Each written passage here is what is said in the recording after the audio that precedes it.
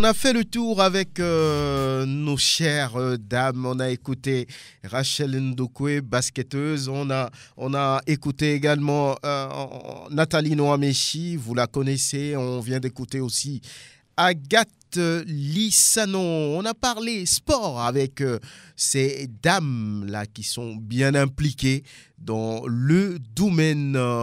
Iko Rodrigue, bonjour. Bonjour Franck et bonjour à tous ceux qui nous suivent en ce moment. Moudib Falana, merci d'être là, bonjour. Bonjour Franck et bonjour à tous les auditeurs et auditrices de la radio qui mouille le maillot. Voilà, Iko Rodrigue, vous allez parler des femmes. Est-ce que vous pensez qu'aujourd'hui les femmes sont bien impliquées dans la chose sportive ici? Oui, je peux dire que les femmes sont bien impliquées, mais j'aurais souhaité qu'elles soient plus impliquées. Plus impliquées dans la mesure où tout à l'heure, vous avez suivi ensemble avec nous le parcours de Madame Nomechi. C'est déjà un grand parcours et le poste également qu'elle a occupé à travers le sport également. Et puis, vous avez suivi également les dames qui aujourd'hui, dans presque tous les sports également, font des efforts. Mais nous disons que ces efforts-là, comme Madame Lissano l'a dit tout à l'heure, comparativement à ce qu'on voit par le passé et ce qu'on voit aujourd'hui, il manque encore de détermination à nos jeunes sœurs pour qu'on puisse avoir plus d'implication dans le domaine sportif.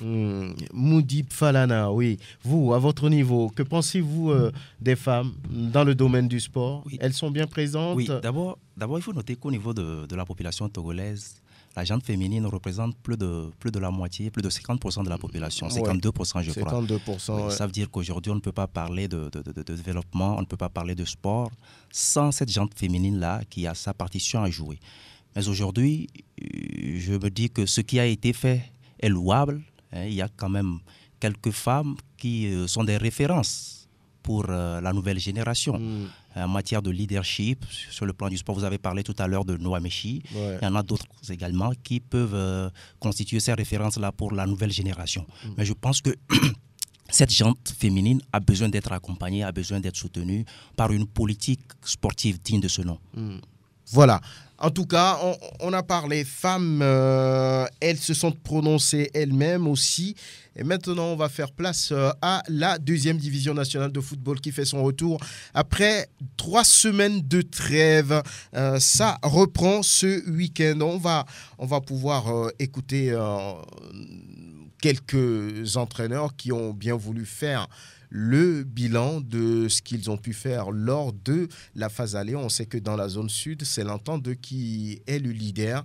Là, on va vous proposer d'écouter Fiaboué Kofi Sena, qui est justement le coach des Jaunes de Kodjovia Kopé Nyekonakpo à Djololo.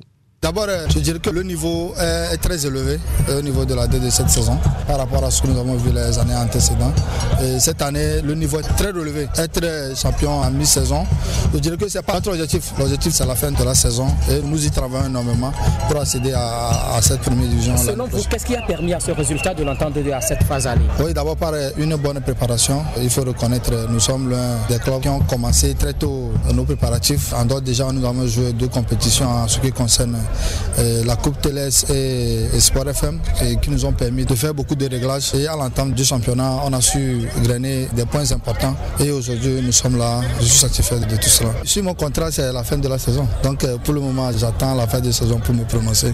Mais déjà, il faut se dire qu'au niveau des joueurs, je suis très satisfait de ce qu'ils produisent dans le jeu. J'espère que nous allons continuer dans ce sens-là. Inch'Allah, ça va aller. C'est la fin qui justifie le moyen. Nous serons obligés de relever ce défi-là cette année. Ce serait une grande joie pour nous, déjà dès l'entame de la seconde partie de notre championnat, de grainer les points possibles pour se mettre à l'abri à la fin, pour ne pas être surpris par les équipes poursuivantes. La 91.9 justement Sport FM, et on continue de parler bilan. On a écouté Fiaboué Kofi Sena, entraîneur de l'Entente. Pour le moment, ça sent bon pour lui. Ils sont leaders. En attendant d'entamer la phase retour, c'est normalement face à Gaza, mais le match a été reporté sur le 11. Jean-Louis Koudionou, bonjour, bonne arrivée. Bonjour Franck, bonjour aux fidèles auditeurs de Sport FM. Razak Derman, vous le connaissez, il est le secrétaire général de l'AS Togouport. c'est ça? Oui, exactement. Bonjour Franck, bonjour au plateau et surtout bonjour au public sportif. Ça fait un bon bout de temps, ça va? Ça va. Très bien. Ico Rodrigue, en temps 2, le club vous surprend. On sait que cette équipe a échoué de peu à 2 ou bien même à 3 reprises à monter dans l'élite. Mais là, elle revient. Vous pensez que cette année, ce sera la bonne? Cette année, ce sera la bonne. C'est une question qu'on doit poser normalement au staff technique, aux joueurs et aux dirigeants de l'Entente 2. Vous nous avez rafraîchi tout à l'heure la mémoire en disant que ça fait 3 fois consécutives que cette équipe a échoué à la porte de la première division. Et on va dire que l'histoire se répète, cette équipe est classée champion de l'intersaison de cette deuxième division zone sud. On se rappelle qu'il a fallu un petit point pour que cette équipe puisse passer le cap de Bolosou. Ça n'a pas marché. Il a fallu également un petit point pour que cette équipe puisse passer le cap de Espoir de Zio. Ça ne va pas marcher. Donc, c'est dire que c'est la même chose. Cette équipe-là était toujours en tête de cette deuxième division zone sud, mais a été barrée par ses concurrents directs. Et je crois que cette année, on peut dire que c'est l'histoire qui se répète pour cette équipe. Maintenant, pour éviter d'être barré à la dernière journée, il faudrait que l'Entente 2 puisse prendre un maximum de points pour éviter les 1 point. Donc je crois que pour l'instant, ils ont 3 points sur le poursuivant direct qui est Kotoko de Lavier. Ça continue, on a encore 9 journées. 9 journées, ça fait 27 points. Donc je crois que pour garder le cap, il faudrait passer par la première journée de la phase retour, et c'est par Agaza, qui également cherche des points. Il faudrait chercher des points chez le poursuivant immédiat Kotoko, sans oublier également ceux qui pensent jouer le titre cette saison, c'est-à-dire les prétendants à la montée. Et on a Arabia, on a Asfosa, on a Entente 2. Donc je pense que le chemin est encore long. 9 journées, il va falloir que cette équipe-là, que ce soit les joueurs, les dirigeants, le staff technique puisse être au rendez-vous à ces 9 journées-là. Moudib Falana, oui, les jaunes de Kodjovia Kopé. Oui, la situation d'Entente 2 est un peu comparable à un élève qui a déjà passé 3 ou 4 fois le bac. Et si on était dans une telle figuration, on allait proposer à cet élève-là une année sabbatique où il ne va pas s'inscrire. Il va attendre peut-être l'année prochaine pour s'inscrire, histoire de laisser les choses un peu se décanter et de reprendre son bâton de pèlerin. Sauf que nous sommes en football. L'année sabbatique n'existe pas en football. Lorsque vous faites même 3 mois sans jouer, je pense que vous perdez énormément, vous perdez beaucoup. Ce que l'Entente 2 doit faire, à mon humble avis, c'est d'être beaucoup plus psychologiquement. À mon humble avis, l'handicap au niveau de cette équipe est beaucoup plus psychologique. Quand vous essayez quelque chose et qu'à 2 ou 3 reprises, vous échouez de peu, je pense qu'il faut, le plus important, c'est d'être fort psychologiquement, de chercher peut-être un accompagnement psychologique, mais sauf que, vous savez, en Afrique, et plus précisément dans le football togolais, nous ne misons pas trop sur certains paramètres, certains petits détails, mais qui pèsent énormément dans la balance. Dans la balance, Jean-Louis Koudiono, oui. Cette équipe entraînée par un jeune Fiaboué Kofi-Sena est en tête, 3 points d'avance sur Kotoko. Entente 2 a les moyens, cette fois-ci, de venir en première division. Oui, c'est fort possible. Il faut que l'Entente 2 sache ce qu'elle veut. Et au jour d'aujourd'hui, cette équipe a un effectif assez constant et qui lui fait du résultat. Maintenant, à la trêve, ils ont fait quoi pour être plus solides à la reprise? C'est ça. Le tout n'est pas d'aller aux séances d'entraînement. Mais alors, la première phase est terminée. Qu'est-ce qu'on a pu faire? Qu'est-ce qu'on doit encore faire? C'est ça, les 2 saisons, les 2 semaines doivent servir de beaucoup de choses pour qu'on puisse aller de victoire en victoire pour être championne de la zone sud cette année. Maintenant, 2 fois de suite déjà, ils ont heurté le caillou. Chez nous en Afrique, on dit sur un triangle, tout est équilibré. Je pense que la 3e fois doit être la bonne. Et que cette équipe de l'Entente de nous tous, parce que quand vous imaginez, quand on parlait des 4 clubs de la capitale et qui sont complètement au bas de l'échelle aujourd'hui, je pense de l'Entente 2, Asfosa, Aiglon, Agaza, Aiglon qui est redevenu étoile filante. Vous voyez ces équipes-là qui n'ont plus de valeur aujourd'hui. Il ne faut pas se voiler la face, hein, n'ont plus de valeur. Donc, si l'entente d'eux, quel que soit Alpha, les quatre autres équipes doivent essayer de tout faire pour accompagner dans la tête cette équipe de l'entente d'eux pour qu'elle revienne en première division. Elle a les moyens, cette équipe de l'entente d'eux, et le président aussi met tout et tout pour que ça réussisse cette fois-ci. Mais là, ils ont échoué à la porte 2 fois déjà. Hein. Donc, maintenant, quel est l'obstacle? Il fallait faire des analyses pour essayer de déceler le blocage. Selon vous, c'est quoi? C'est psychologique, comme le dit Moudib? Psychologique, on prend tout trop facilement. Tout est facile. Quand j'ai regardé les 2 matchs de finale, les 2 dernières journées pour arriver en première division, c'était trop facile, surtout pour les entraîneurs. Hein. J'ai vu à côté, Amenito, quand ils vont jouer contre Zio, l'autre, je te dis, il était tellement euphorique. C'est-à-dire qu'il ne s'occupait pas de ces joueurs, de bien diriger ces joueurs, surtout pendant l'échauffement et tout. Mais il se contentait de regarder le public, de faire ci, de faire ça. Et moi, depuis là, j'ai oublié de lui faire des remarques à propos. Donc, mais bon. tout ça a contribué à cet échec. Oui, il faut être sérieux. On manque de concentration sur les derniers moments. C'est le grand mot. Très bien.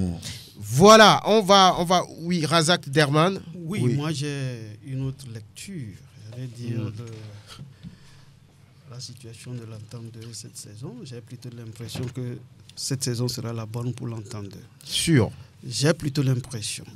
Et pourquoi? Parce que quand j'analyse un peu, j'ai conclu que les dirigeants de l'entente ont tiré des leçons des 2 échecs passés. Et cette saison, ils ont mis vraiment les moyens. Ils ont relevé la barre. J'en veux pour preuve que 2 choses. Je vais vous le dire. Vous savez que Nkafou Victor était avec nous la saison passée. On a voulu le garder. Nous sommes rentrés en discussion avec les dirigeants de l'entente. Ils nous ont dit non. Cette année, Nkafou Victor revient chez nous. Parce qu'on a un projet de monter cette saison. Et de plus, ils nous ont pris Ounede Kisimbo, qu'on a voulu maintenir, mais qui, au fil des discussions, on a senti que le joueur aussi voudrait bien aller du côté de l'entente. Donc, on l'a laissé partir. Donc, au vu de ces 2 éléments, à mon humble avis, l'entente va monter cette saison, sauf catastrophe de dernière minute. Très bien. Un autre club de 2e division, oui, ils sont promus, ils viennent d'arriver, pas beaucoup d'expérience. C'est le club tenu par Agbetrobou Delali, la jeunesse club d'Agoué qui végète un peu dans les profondeurs du classement. 8e après 9 journées, 9 petits points, ce qui veut dire que le club n'a pris qu'un point à chaque match. Voilà, et c'est très compliqué de pouvoir prétendre jouer les premiers rôles. Nous allons écouter Agbetrobou Delali. Le bilan n'est pas médiocre. Je dirais que le bilan est assez bien vu. Je l'ai toujours dit que mon équipe est toujours en chantier. C'est une équipe jeune. Jeune. Vous avez une fois entendu les noms que vous recopiez la saison passée? Non. La saison surpassée? Non. Je ne fais que monter une équipe de jeunes joueurs avec une école très jeune. Alors à quoi peut-on s'attendre à la 2e phase? Je ne suis pas un prédicateur. Vous me laissez le temps de réfléchir et je vous dirai ce que c'est après la reprise de la 2e manche. Agbetrobou Delali, le poète, le football est fabuleux. Il dit qu'il n'est pas prédicateur, il faut attendre le début de la phase retour avant quelques réactions que ce soit. Voilà, c'était devant Grégoire Attignon et la JCA Prosper Agboklou. Oui, cette équipe, on ne peut quand même pas l'incriminer. Hein. Elle vient d'arriver en 2e division quand on sait que dans la zone sud, il y a des grosses écuries comme Agaza, même si Agaza végète aujourd'hui à la dernière position, comme Entente, comme Étoile Filante, comme Kotoko, comme Arabia. Donc c'est très très compliqué pour la JCA de pouvoir se tailler une place. Oui. Bonjour. Bonjour d'abord. Tout va bien? Tous, oui, avec la grâce de Dieu. Pas la grâce de Dieu. Oui, je dirais tout simplement que la JCA aussi, elle est arrivée devant d'autres réalités. C'est vrai qu'elle a surfé sur un complexe de supériorité dans sa zone en Détroit où n'a pas eu de difficulté en tant que tel à gagner ses rencontres. Maintenant, en D2, c'est une autre dynamique, un nouvel état d'esprit, une autre catégorie où le niveau de jeu est un peu plus élevé. Et il faut quand même dire que le manque de sérénité qui a entouré cette équipe vers la fin a aussi contribué à son début difficile. Il y avait eu ce problème de manque de confiance à l'entraîneur où tout le monde était devenu pratiquement entraîneur au niveau de la JCA. Chacun veut s'y mettre pour dire à l'entraîneur ce qu'il doit faire. Des supporters qui arrivent au terrain, qui ne suivent pas le jeu, qui attendent seulement que l'équipe gagne. Et finalement, tout ça là était un imbroglio qui vraiment n'a pas caractérisé une certaine sérénité de début de compétition. Mais je crois que petit à petit, Agotor Boudalali a pris son courage entre les mains pour pouvoir donner une nouvelle allure. Et cette première victoire contre Agaza, 3-2, et on se rappelle même qu'elle a fait la prouesse devant l'entente 2, en menant l'entente de 2-0 avant de se faire rejoindre et être battue. Donc je crois que la dynamique est en train de venir maintenant. Il faut qu'on fasse confiance à cet entraîneur-là qui a de l'expérience, qui en a vu plus que ça. Qui en a vu plus que ça. Et on va s'intéresser aussi à un club qui est promu également, c'est Koto Football Club de Moreton. Ce club-là est classé 9e, 8 points. Il a du mal à décoller vraiment. Là-bas, Kofi Komlan, le spécialiste des montées, va pouvoir prendre les choses en main.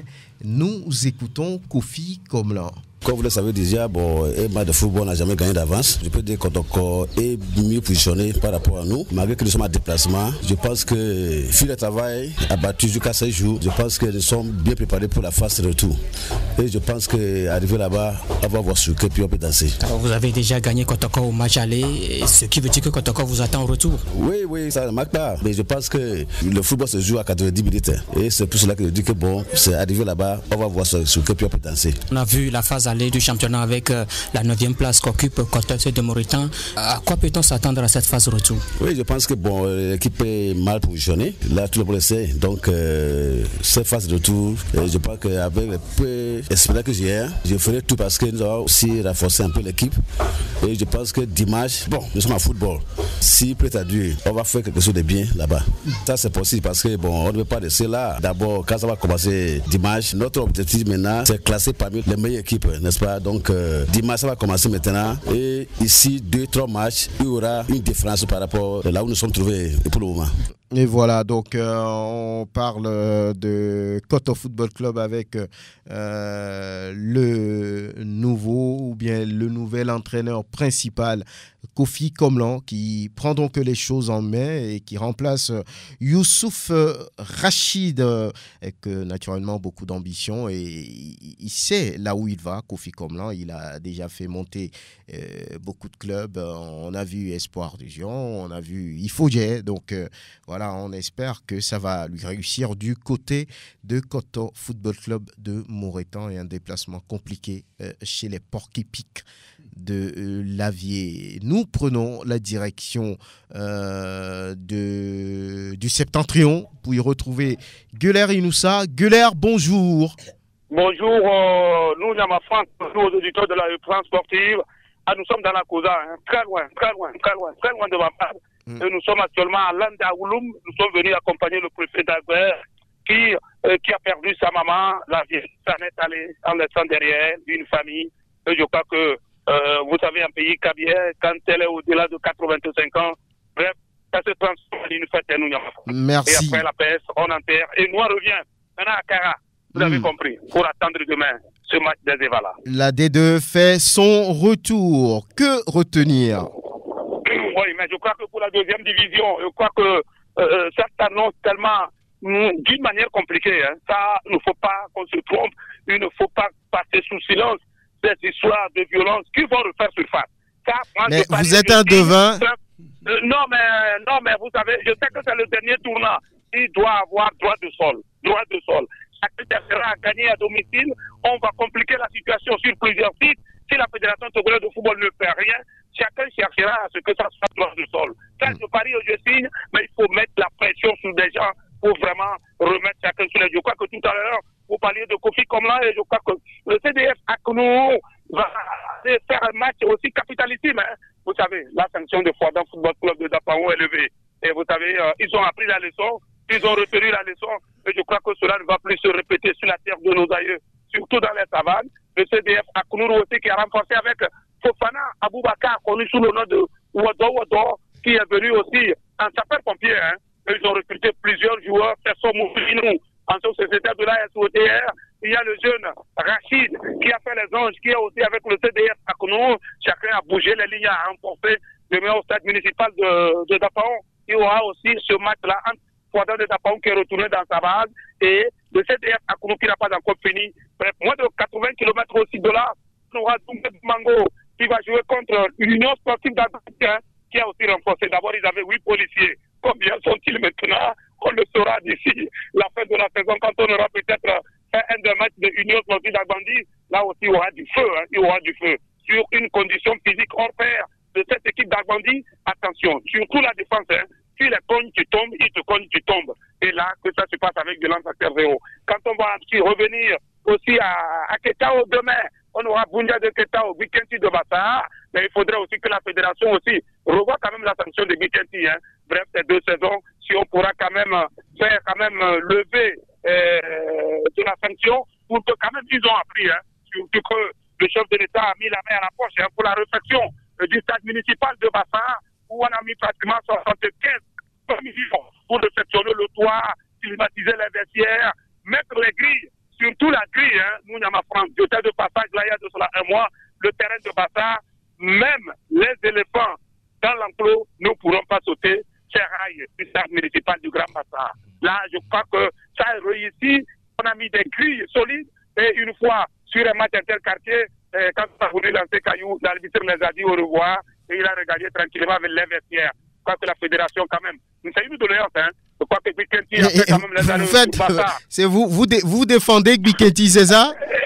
Oui, bon, mais peut-être comme un avocat devant la cour, il faut que le colonel Akovi quand même écoute quand même nos doléances. Hein. Ils ont appris vraiment cette leçon-là. Il faut que le colonel Akovi, lors de la 2e journée, les dit, mes amis, regardez le Grand Bassa.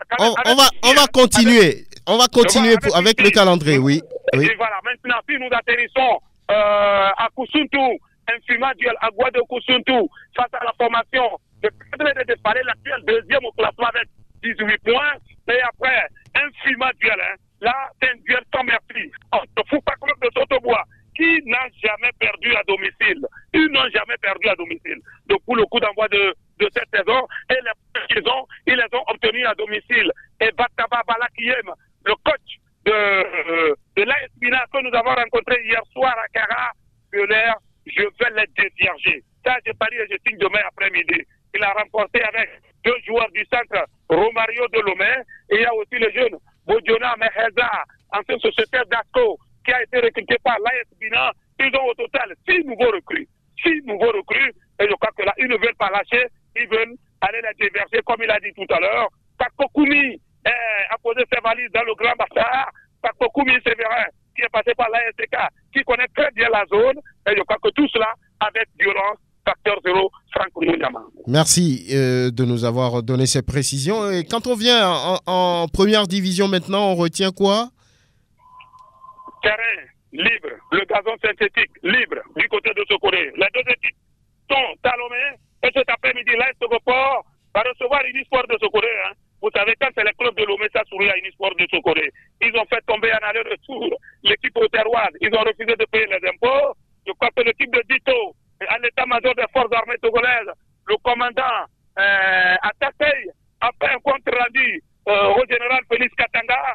Mon général, le commandant tirait bien, mais l'ennemi est venu de derrière. Fin de citation. Dito est tombé. Je crois que l'Est Sport cet après-midi ne va pas nous dire le contraire, mais le football n'est pas une science exacte. C'est Mathis de Sokoré est passé par Ouamé. Ils sont maintenant aussi à Lomé demain contre Dito. On verra à la fin des 90 minutes. Koro qui mettait de Tchamba est pratiquement à moins de 150 km de Tchamba à Tapamé. Et Parasport de Bakilo et Anoche Tandis que le match qui nous concerne plus, c'est le derby de la COSA. S'il y a eu le derby londonien, le derby abidjanais, le derby loméen entre AS Togoport et Dito de Lomé, ce n'est pas demain dans ce match-là qu'on nous dira le contraire. Mais attention, il aura match. Jonas Tekoku, que nous avons rencontré ce matin au dégraissage à Efala Mbakara, nous allons injecter la dernière force. On n'a plus droit à l'erreur. Ça sera une finale aujourd'hui. Ça fait pratiquement en 6 confrontations. Nous les avons gagnées 4 fois. Nous devons forcément passer demain si nous voulons encore espérer quelque chose. Demain, on verra entre NTK et Astro avec violence à cœur zéro. On ne veut plus voir cela sur la terre de nos aïeux, comme on l'a déjà dit, sous nos yeux. Et Pati, le chef de mission, je le connais. Et depuis un certain temps, il ne fléchit plus. Celui qui va jouer au ballon, c'est lui qui repartira avec les 3 points de la journée, Franck Mouniama. Merci Gueulaire, et on va se retrouver en tout cas demain pour l'ensemble des matchs de la 20e journée en D1 et de la 10e journée en D2. Excellente journée. Merci. Merci aux auditeurs, à nos dames directrices. Demain 8 mars, la journée internationale de la femme. Vous nous avez donné vie, nous sommes avec vous, ceux qui sont à Sport FM, les techniciennes, les journalistes, la directrice, maman. Je m'incline devant vous pour vous dire merci de m'avoir donné la vie. Au revoir. À très bientôt, Gueulaire Inoussa. Voilà, on était avec la D2 zone sud quand Gueulaire est rentré en ligne. Le programme de cette 10e journée, on aura Étoile filante Tambo, Asfosa, JCA, Espoir Arabia, Koto. Voilà, c'est des matchs intéressants et vous savez que le match entre Entendeux et Agaza est reporté sur le 11, c'est le duel des extrêmes. Ça va être un match assez intéressant. Lorsqu'on va au niveau de la zone nord, là également, les gens ont fait leur bilan et en attendant la phase retour, Taba Balakimoué, le coach du club de Pagouda, s'est exprimé. Nous avons toujours fait des analyses pointues sur tous les plans. Aujourd'hui, c'est vrai, Foupa fait 4 matchs à domicile. Tous les 4 matchs à domicile sont gagnés par Foupa. C'est vrai qu'ils ont peut-être une forme de confiance en eux par rapport au match à domicile. Mais AS Bina ne fait pas de différence sur ces matchs à l'extérieur. Nous, notre objectif, c'est de gagner, même si sur 9 matchs, on n'a gagné que 6. Je crois que c'est positif. Nous avons pris en compte les erreurs de cette équipe-là. Nos erreurs aussi, soit de les corriger. Nous ne dévoilons pas nos secrets tout à l'heure, mais je crois qu'à la fin de ce match, nous aurons à dire. Voilà, Bataba Balakimoué, ancien entraîneur de Ange Football Club, aujourd'hui entraîneur de l'AS Bina, qui contrôle les choses au niveau de la zone nord. Foupa de Soutoubois, AS Bina de Pagouda, c'est demain. Kembe Amako également a réagi. Lui, c'est l'entraîneur de Kakadel de Djoufelgou. Nous avions profité de ce mercato pour faire des petits réglages et notamment la finition devant le but. Vous aurez pu constater que sur les 3 derniers matchs en phase aller, nous avions beaucoup pêché devant le but et cela nous a coûté cher. Aujourd'hui, il fallait vraiment retravailler et redonner confiance aux attaquants et cela fut fait. Nous sommes très sereins. Nous avons également aussi augmenté des charges en travaillant beaucoup la condition physique. Sur ces critères, nous restons très confiants pour la suite du championnat. C'est vrai, le dimanche, on va se déplacer à Koussountou face à Goua, qui est un gros morceau. C'est vrai, ça va se jouer sans détail. Le match va se livrer à fond. Mais nous gardons toujours espoir avec confiance. Et vu vraiment la sérénité du groupe et vu le travail effectué, le match serait très plaisant et nous osons croire revenir avec une victoire ici pour nous donner confiance. Parce qu'aujourd'hui, l'objectif reste le même. On garde toujours le moral très haut. Et donc, on prend match par match et on verra ce que la suite va donner. Kembe Amako, entraîneur de Kakadel de Djoufelgou, qui a, on va dire, un gros défi face à Agoua, qui revient dans la compétition en tout cas. 3e à la fin de la phase aller, alors que cette équipe de Koussountou a mal entamé la compétition. Moudib Falana, vous voyez cette équipe aussi qui ressemble un peu en temps d'eux du côté de la zone nord, qui a échoué à plusieurs reprises aux portes de l'élite. Vous voyez cette équipe de... Oui, on peut parler de la même chose, hein, à quelques exceptions près. Agoua nous a habitués à jouer les premiers rôles dans la D2 au niveau de la zone nord, mais sauf que cette saison, ils ont mal entamé la compétition comme vous l'avez souligné. Mais il n'est pas encore trop tard, hein. Ils peuvent revenir dans la course. Et même s'il ne faut pas oublier le travail abattu par des clubs comme l'AS Bina cette saison, Kakadel de Djoufelgou, qui est en train de réaliser également une belle saison.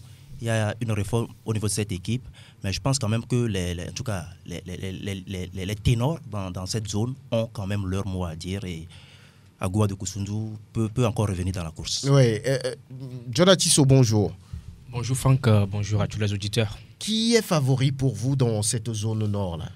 Il y a Kakadl qui a fait une très belle saison la saison dernière. Il y a également Agoua de Koussoundou qui a raté depuis la montée en première division.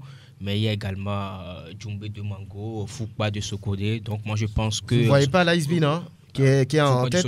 Pardon.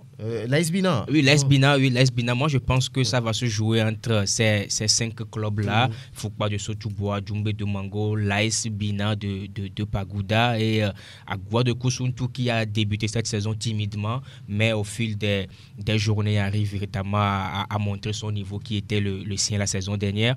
Mais je pense que tout est ouvert à ce niveau et comme les autres promus l'ont fait en première division, la zone aura toujours représenté de très belles équipes qui sont venues, qui ont damé les pions au grand dans l'élite togolaise. Je pense qu'on peut rester dans cette dynamique-là pour voir encore une fois une très belle équipe issue de la zone nord en première division la saison prochaine. Alors, dans cette zone nord, on l'a dit, premier, AS Bina, deuxième, Kakadl, troisième, Agoua, quatrième, Djoumbé de Mango, cinquième, Boundia de Keta, où la surprise, c'est qu'on ne voit pas, On profite pour dire bonjour d'ailleurs à Ad Mustafa Kassenja. Oui, Prosper, bonjour. Vous allez bien? Très bien, ok. La surprise, c'est que on ne voit pas les clubs qui sont relégués fraîchement. C'est-à-dire Bikenti et Fouadan, Aristide, Kouévidien, on ne les voit pas. Ils sont classés dans cette zone nord. 8e Fouadan et Bikenti qui est 7e. Ils se suivent d'ailleurs. Mais comment peut-on l'expliquer? Ils viennent fraîchement de la D1, mais ils n'arrivent pas à dominer les débats. Oui, cela peut s'expliquer par plusieurs raisons. Vous savez que les réalités de la première division ne sont pas forcément les mêmes que les réalités de la deuxième division. On le dit souvent, au niveau de la deuxième division, c'est assez compliqué. C'est une seule place à prendre. Par contre, oui, au niveau de la première division, on joue à 14 et des fois, on essaie quand même de jouer, disons, le maintien. Dans le cas de Fouadan et puis de Bikenti précisément, je pense quand même que du moment où le club descend en deuxième division, on n'a plus les mêmes joueurs qu'on a en première division. C'est-à-dire des joueurs qui se disent, qu'est-ce que moi j'ai à faire en deuxième division? Donc du coup, on n'a plus le même effectif. C'est des effectifs qui sont proportionnels à mon avis donc au championnat. Mais la plupart du temps aussi, il faut reconnaître que 16 clubs qui reviennent, qui quittent la troisième division pour la deuxième division, ont beaucoup plus d'ardeur. C'est-à-dire que c'est des clubs qui ont assez de joueurs, qui ont un effectif assez solide et qui réussissent à atteindre cette deuxième division et du coup, ça devient compliqué. Oui, vous voulez dire aussi que ces clubs sont embêtés par le fait qu'ils ne jouent pas sur leurs installations. Bikenti, vous savez, pendant longtemps sanctionné. Fouadan, pendant longtemps sanctionné. Bien sûr, parce que vous savez, moi je le dis souvent, dans le football aujourd'hui, il y a l'orgueil local qui joue énormément. Lorsque vous jouez devant votre public... Ça joue toujours? Oui, ça joue toujours. Marseille était devant son public hier, mais c'est sabordé. Oui, mais vous savez que... Non, ça fait partie du football. Il n'y a rien de garanti lorsque vous jouez devant votre public que vous allez toujours gagner. D'ailleurs, le Togo a été battu ici par la Guinée, 4-1. Et par les Comores. Ah oui, par les Comores même récemment. Ouais. Donc, il faut reconnaître que l'orgueil local, en réalité, c'est de pouvoir accompagner le talent, disons, collectif des joueurs. Ça ne veut pas dire que quand le public est là, automatiquement, vous devez gagner. Le public est là pour vous aider à relever votre niveau de jeu. Donc, je pense que le fait pour Fouadan de Dapaon et puis de Bikenti de Bassa de ne pas jouer à domicile a aussi joué un tout petit peu dans la balance. Mais je pense quand même qu'il faut tout de suite oublier, disons, les difficultés de cette première division, les difficultés qu'on a rencontrées en deuxième division, le fait de n'avoir pas joué la plupart des matchs donc, sur les pelouses et donc ça a vraiment à domicile, ça a énormément, disons, empêché ces équipes-là à évoluer dans le classement. En tout cas, Fouadan qui va se frotter les mains puisque Fouadan désormais retourne devant son public. Oui, ça a joué forcément. lorsque vous ne jouez pas à domicile, mais c'est pas évident, hein. Oui, c'est pas facile. Oui, je voudrais rebondir par rapport à l'intervention d'Aristide qui disait tout à l'heure qu'il y a l'orgueil local. En fait, ça dépend de tout ce que vous mettez dans l'orgueil local. L'orgueil, c'est pas juste le mot, mais il y a d'autres paramètres qui rentrent en jeu lorsqu'on joue à la maison. Je vous donne juste un exemple. La dernière fois qu'on a joué contre ASK Akara, toute la première mi-temps, l'AS Togo Port a dominé. Vous ne pouvez même pas imaginer tout le match en première mi-temps. Mais en deuxième mi-temps, ASK jouant à la maison, eh bien, c'est vrai, ils sont revenus avec de meilleurs sentiments, machin et tout, mais il y a eu un fait. Un de nos joueurs qui a demandé à sortir pour aller se soulager parce qu'il n'y a pas de vestiaire, malheureusement à Akara aujourd'hui, pour permettre aux joueurs de se soulager. Il est sorti de l'aire de jeu pour aller se soulager. Eh bien, le public lui a refusé de revenir sur l'aire de jeu. Vous imaginez? En plein match, il je sort. vous jure, en plein match. Il sort. Non, il n'était pas sur l'aire de jeu, il était sur le banc. Donc, il est sorti. Le staff technique voulait faire rentrer justement ce joueur-là. On revient, on lui dit d'aller de l'autre côté, l'autre porte.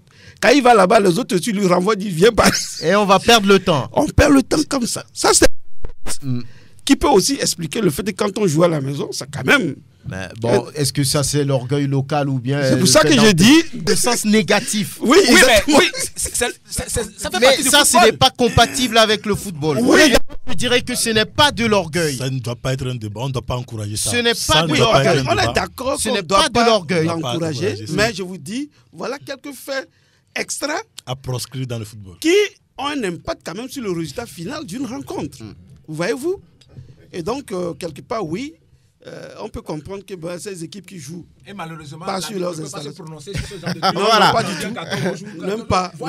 Voilà, mais il faut continuer par éduquer les gens. Ça, ce n'est pas c'est compatible clair. avec le football, en tout cas. Peut-être que Franck, oui. dans le rapport du commissaire, ça n'a pas été signalé. Là où nous appelons également à la personnalité de nos commissaires au match, à la personnalité également, à la fidélité des rapports que des sanctions soient prises. Oui, mais justement, par rapport à ce... Non, il faudrait qu'on en parle, Franck. Quoi? L'orgueil? Non, pas forcément l'orgueil. La question de savoir, c'est-à-dire qu'il y a les supporters locaux qui pensent que lorsqu'on joue à domicile, on doit forcément gagner. Voilà, en réalité, c'est ce qu'il faut éviter. C'est de ça qu'il s'agit. Pas forcément dans le sens où on dit, oui, on doit empêcher l'adversaire de non. C'est-à-dire, les supporters locaux, le football a tellement évolué. Les supporters locaux n'aiment voir applaudir que leurs propres joueurs, ça n'existe plus. Et c'est ce que la FIFA d'ailleurs essaie quand même de faire valoir et de dire. Quand vous jouez à domicile, ça ne veut pas dire forcément que vous devez gagner. Oui. Mais le même moment, lorsque par exemple un club le fait, la plupart des pays maghrébins, ils le font, non? Oui. Ils vous empêchent. Quand le Togo par exemple va jouer à l'Égypte, ne pensez pas que le public va applaudir le peuple togolais de gagner. Il y a le coronavirus, parce que peut-être on va jouer à huis clos. Non mais, voyez-vous, donc il faut se préparer en conséquence et donc attirer l'attention des uns des autres que dans un match de football, on peut gagner sur le terrain, mais l'adversaire peut chercher à vous déstabiliser sur d'autres plans. Ça, et d'ailleurs, on l'a fait avec l'Est Togo pour Antoumane. Vous le confirmez. Très bien. Donc, oui, ça arrive. Ça arrive. On va rapidement donner le programme de la 10e journée dans la zone nord. Fouadan, CDF Aknour, qui continue un apprentissage très compliqué. Dernier d'ailleurs de cette zone nord avec seulement 4 petits points sur 27 possibles. Doumbé reçoit l'US Agbandi. Foupa joue contre l'AS Bina. Bataba Balakimwe a promis d'aller les dévierger. On verra bien.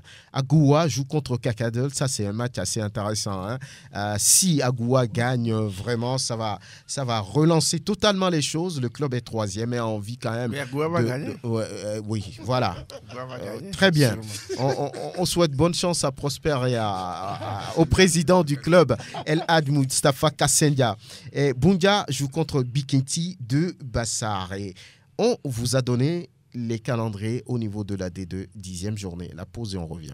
Bon, après celle-ci, il va rester 6, mais si on compte aussi la 20e, il reste 7 journées à dérouler, 21 points à prendre. Les clubs sont en quête de points, notamment l'AS Togo Port qui revient fort avec un jeu intéressant désormais, on va en parler. L'AS Togo Port qui joue d'ailleurs un match avancé cet après-midi contre Unisport de Kouloundé. On va parler d'abord de sommet. Le sommet de cette 20e journée. Question pour un champion. Voilà, John. Voilà, très bien, c'est la bonne réponse. Le journée, c'est ASK Asco. Ça s'appelle On va d'abord écouter les deux entraîneurs. On reviendra pour naturellement faire les analyses.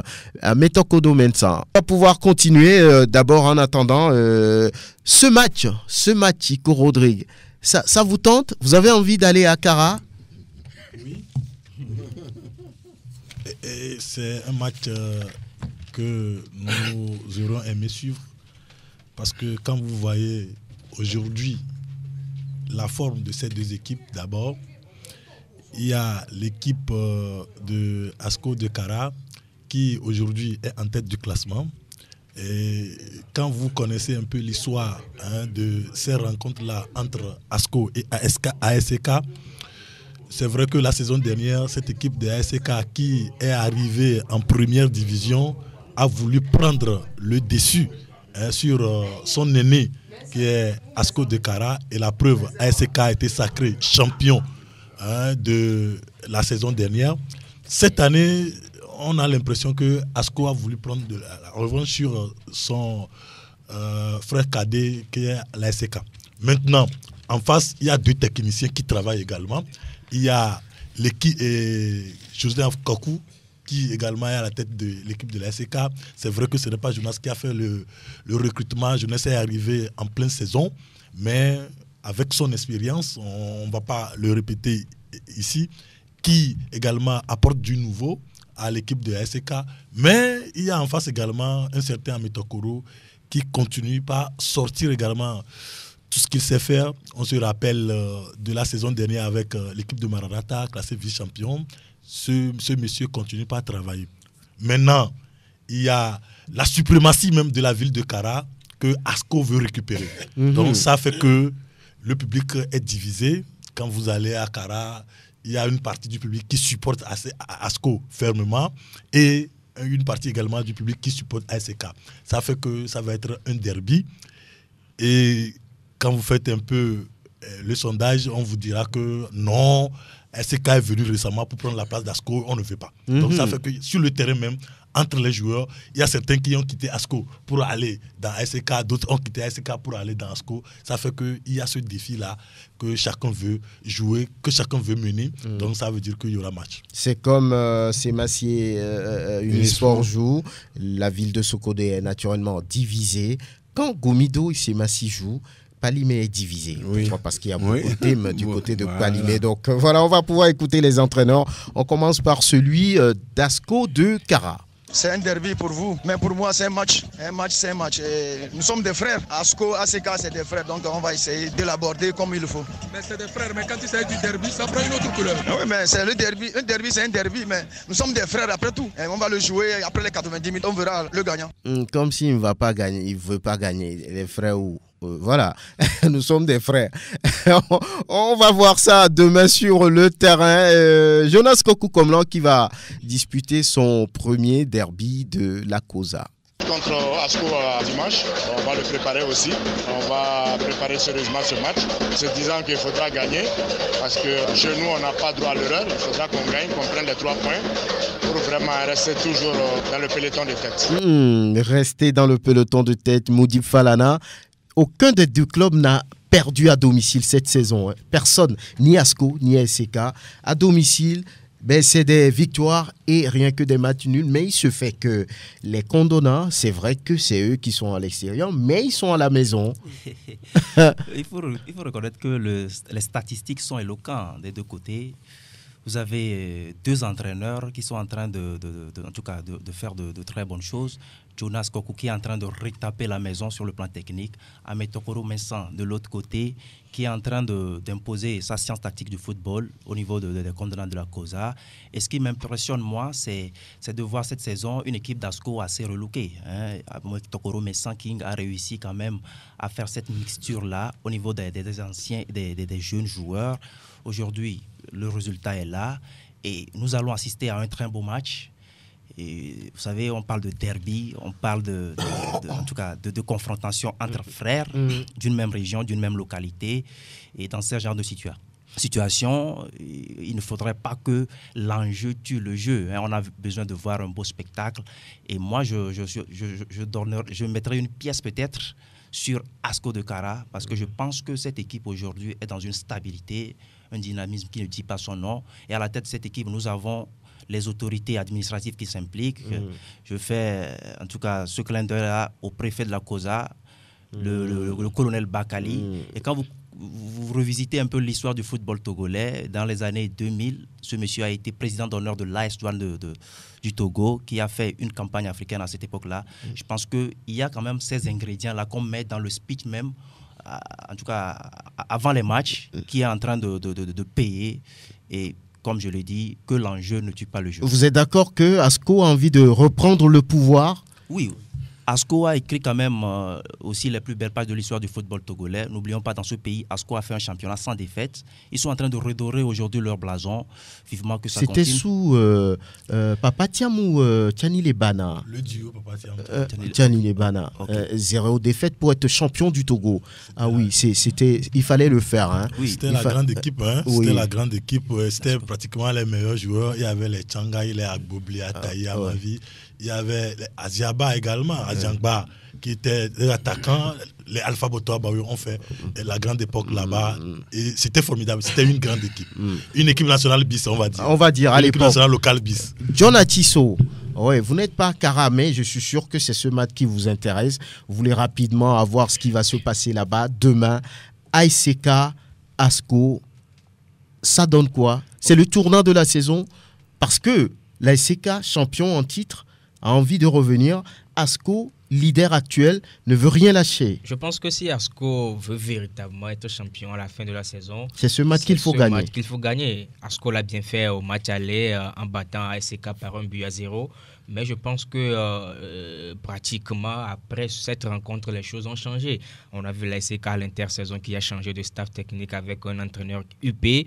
Mais depuis, on peut dire que les résultats sont en temps de scie. Mais on ne pourra pas encore juger Jonas Kokou comme là sur quelques matchs joués parce qu'il vient de connaître la maison. Mais je pense véritablement que ASCO a son mot à dire dans ce derby de la COSA parce que cette équipe est sur une bonne dynamique qui n'a perdu que 2 rencontres. Et j'ai aimé également la réaction d'ASCO après avoir perdu à Lomé face à l'SOTR, battre Ifodi à domicile et enchaîner avec une nouvelle victoire face à l'ASK prouve d'ailleurs que cette équipe veut le titre, même si Amateur Koyo Messan King n'a pas l'habitude de le proclamer, de le clamer très haut, que l'objectif de cette équipe c'est le titre, mais avoir l'allure, avoir le nombre de victoires, avoir le nombre de matchs nuls, le nombre de défaites, on dit tout simplement que l'équipe a un collectif, l'équipe a une certaine maîtrise dans le jeu et également marque beaucoup de buts, n'encaisse pas aussi. Je pense que devant l'ogre qui note que l'ASK avec Manissa Paul ou Gadja, ASCO a quand même Tchakei Marouf qui, à travers son déplacement, son replacement et sa vision de jeu, arrive quand même à éclaircir le jeu de l'ASK et à faire briller les autres. Et je pense véritablement que l'avantage est pour le leader actuel qui a besoin de cette victoire pour véritablement asseoir sa domination dans le championnat. Dans le championnat, Jean-Louis Koudionou, oui, au vu de tout ce que vous avez pu voir, découvrir dans ce football togolais, cette opposition fratricide entre ASK et puis ASCO aujourd'hui. Oui, il faut dire maintenant que l'ASK a mal débuté la saison. Moi, avec l'effectif dont ils disposaient... Ils ont perdu confiance? Bon, ou bien ils sont en train de la retrouver? C'est ça, c'est une méthode qu'il faut véritablement changer au Togo. Quand vous êtes qualifié pour la Coupe du Monde, vous êtes équipe championne, vous allez chercher des meilleurs joueurs d'autres clubs et qui pour étoffer votre effectif pour pouvoir jouer la Ligue des Champions. Et après, les joueurs que vous avez ramenés n'ont plus le cœur à l'équipe. Donc ça fait que... C'est vrai? Ah oui. Ils ont envie de retourner d'où ils viennent. Mais avec de l'argent, on essaie de beaucoup leur faire la cour, mais l'argent, ils prennent, mais intérieurement, ils n'y sont pas. Donc c'est un peu ça. Habituellement, il est là, Razak, quand ils avaient fait la Ligue des Champions, juste après, vous avez vu l'effondrement de l'Est Europol. C'est à cause de ces petits... En tout cas, c'est une analyse personnelle, c'est à cause de ces petits problèmes-là que les équipes n'arrivent pas à avoir une identité forte. Ça il faut donc ASK aujourd'hui, effectivement, cette équipe a mal débuté la saison, mais petitement, ça commence à gagner des points. Mais je vous dis, il y a une très bonne organisation autour de cette équipe d'ASCO cette saison. Que voyez-vous demain? 50-50, 55-45, 65-35. Je n'ai pas l'habitude de pronostiquer, mais il est vrai que ASCO, à domicile, est visiteuse. Donc, je dis, quoi qu'elle est visiteuse, cette équipe-là a peut-être une légère chance de gagner le match de demain. On va parler, je voudrais ajouter à ce match. Très rapidement, on va y aller. Très rapidement. C'est un derby qui ne dit pas son nom, mais il faut quand même juger un peu de l'ambition de ces deux clubs. Est-ce qu'aujourd'hui, ASEC a toujours l'intention d'être champion pour y aller, ou on veut tout simplement maintenant à partir de... Selon vous, c'est non? Selon moi, à partir des donnes auxquelles elle s'est assujettie, je n'ai pas l'impression que ASEC veut être encore champion, juste peut-être suivre Elle veut passer courant. la main. Bon, oui, peut-être, je ne le dis pas ici, c'est une façon de voir les choses. Très bien. Par rapport à ASCO qui, franchement, veut être champion, je crois quand même que les donnes sont ainsi. Mais avec le regard qu'on peut porter sur cette rencontre, moi, je crois que ça part à 50-50. 50-50, oui, Razak Derman. Oui, moi, lors de la dernière rencontre ASEC AS Togopo, honnêtement, je n'ai pas vu la grande équipe de ASEC qu'on avait vue l'année dernière, etc. Et je me suis posé des questions. Même l'arrivée de Jonas Komla, il n'a pas encore mis son impact sur cette équipe. Donc, au jour d'aujourd'hui, on ne peut pas évoquer l'arrivée de Jonas Komla comme un élément qui peut faire basculer le match en faveur de ASEC. Mais sur un match, ça peut prendre... Oui, sur un match, c'est vrai, il y aura l'orgueil, parce que vous rappelez-vous, au match aller, c'est ASCO qui l'avait emporté. ASEC va vouloir donc renverser la vapeur. Mais quoi qu'il en soit, moi, je donnerai 55 pour ASCO et 45 pour ASEC. Voilà, très bien. Moutib, autre chose à dire encore ou c'est bon? C'est bon. Oui, Aristide, oui. Oui, je pense que ça va être le gros match de cette 20e journée. Bien sûr. Quoi qu'on dise, je pense quand même que les deux équipes ont quand même des valeurs assez sûres.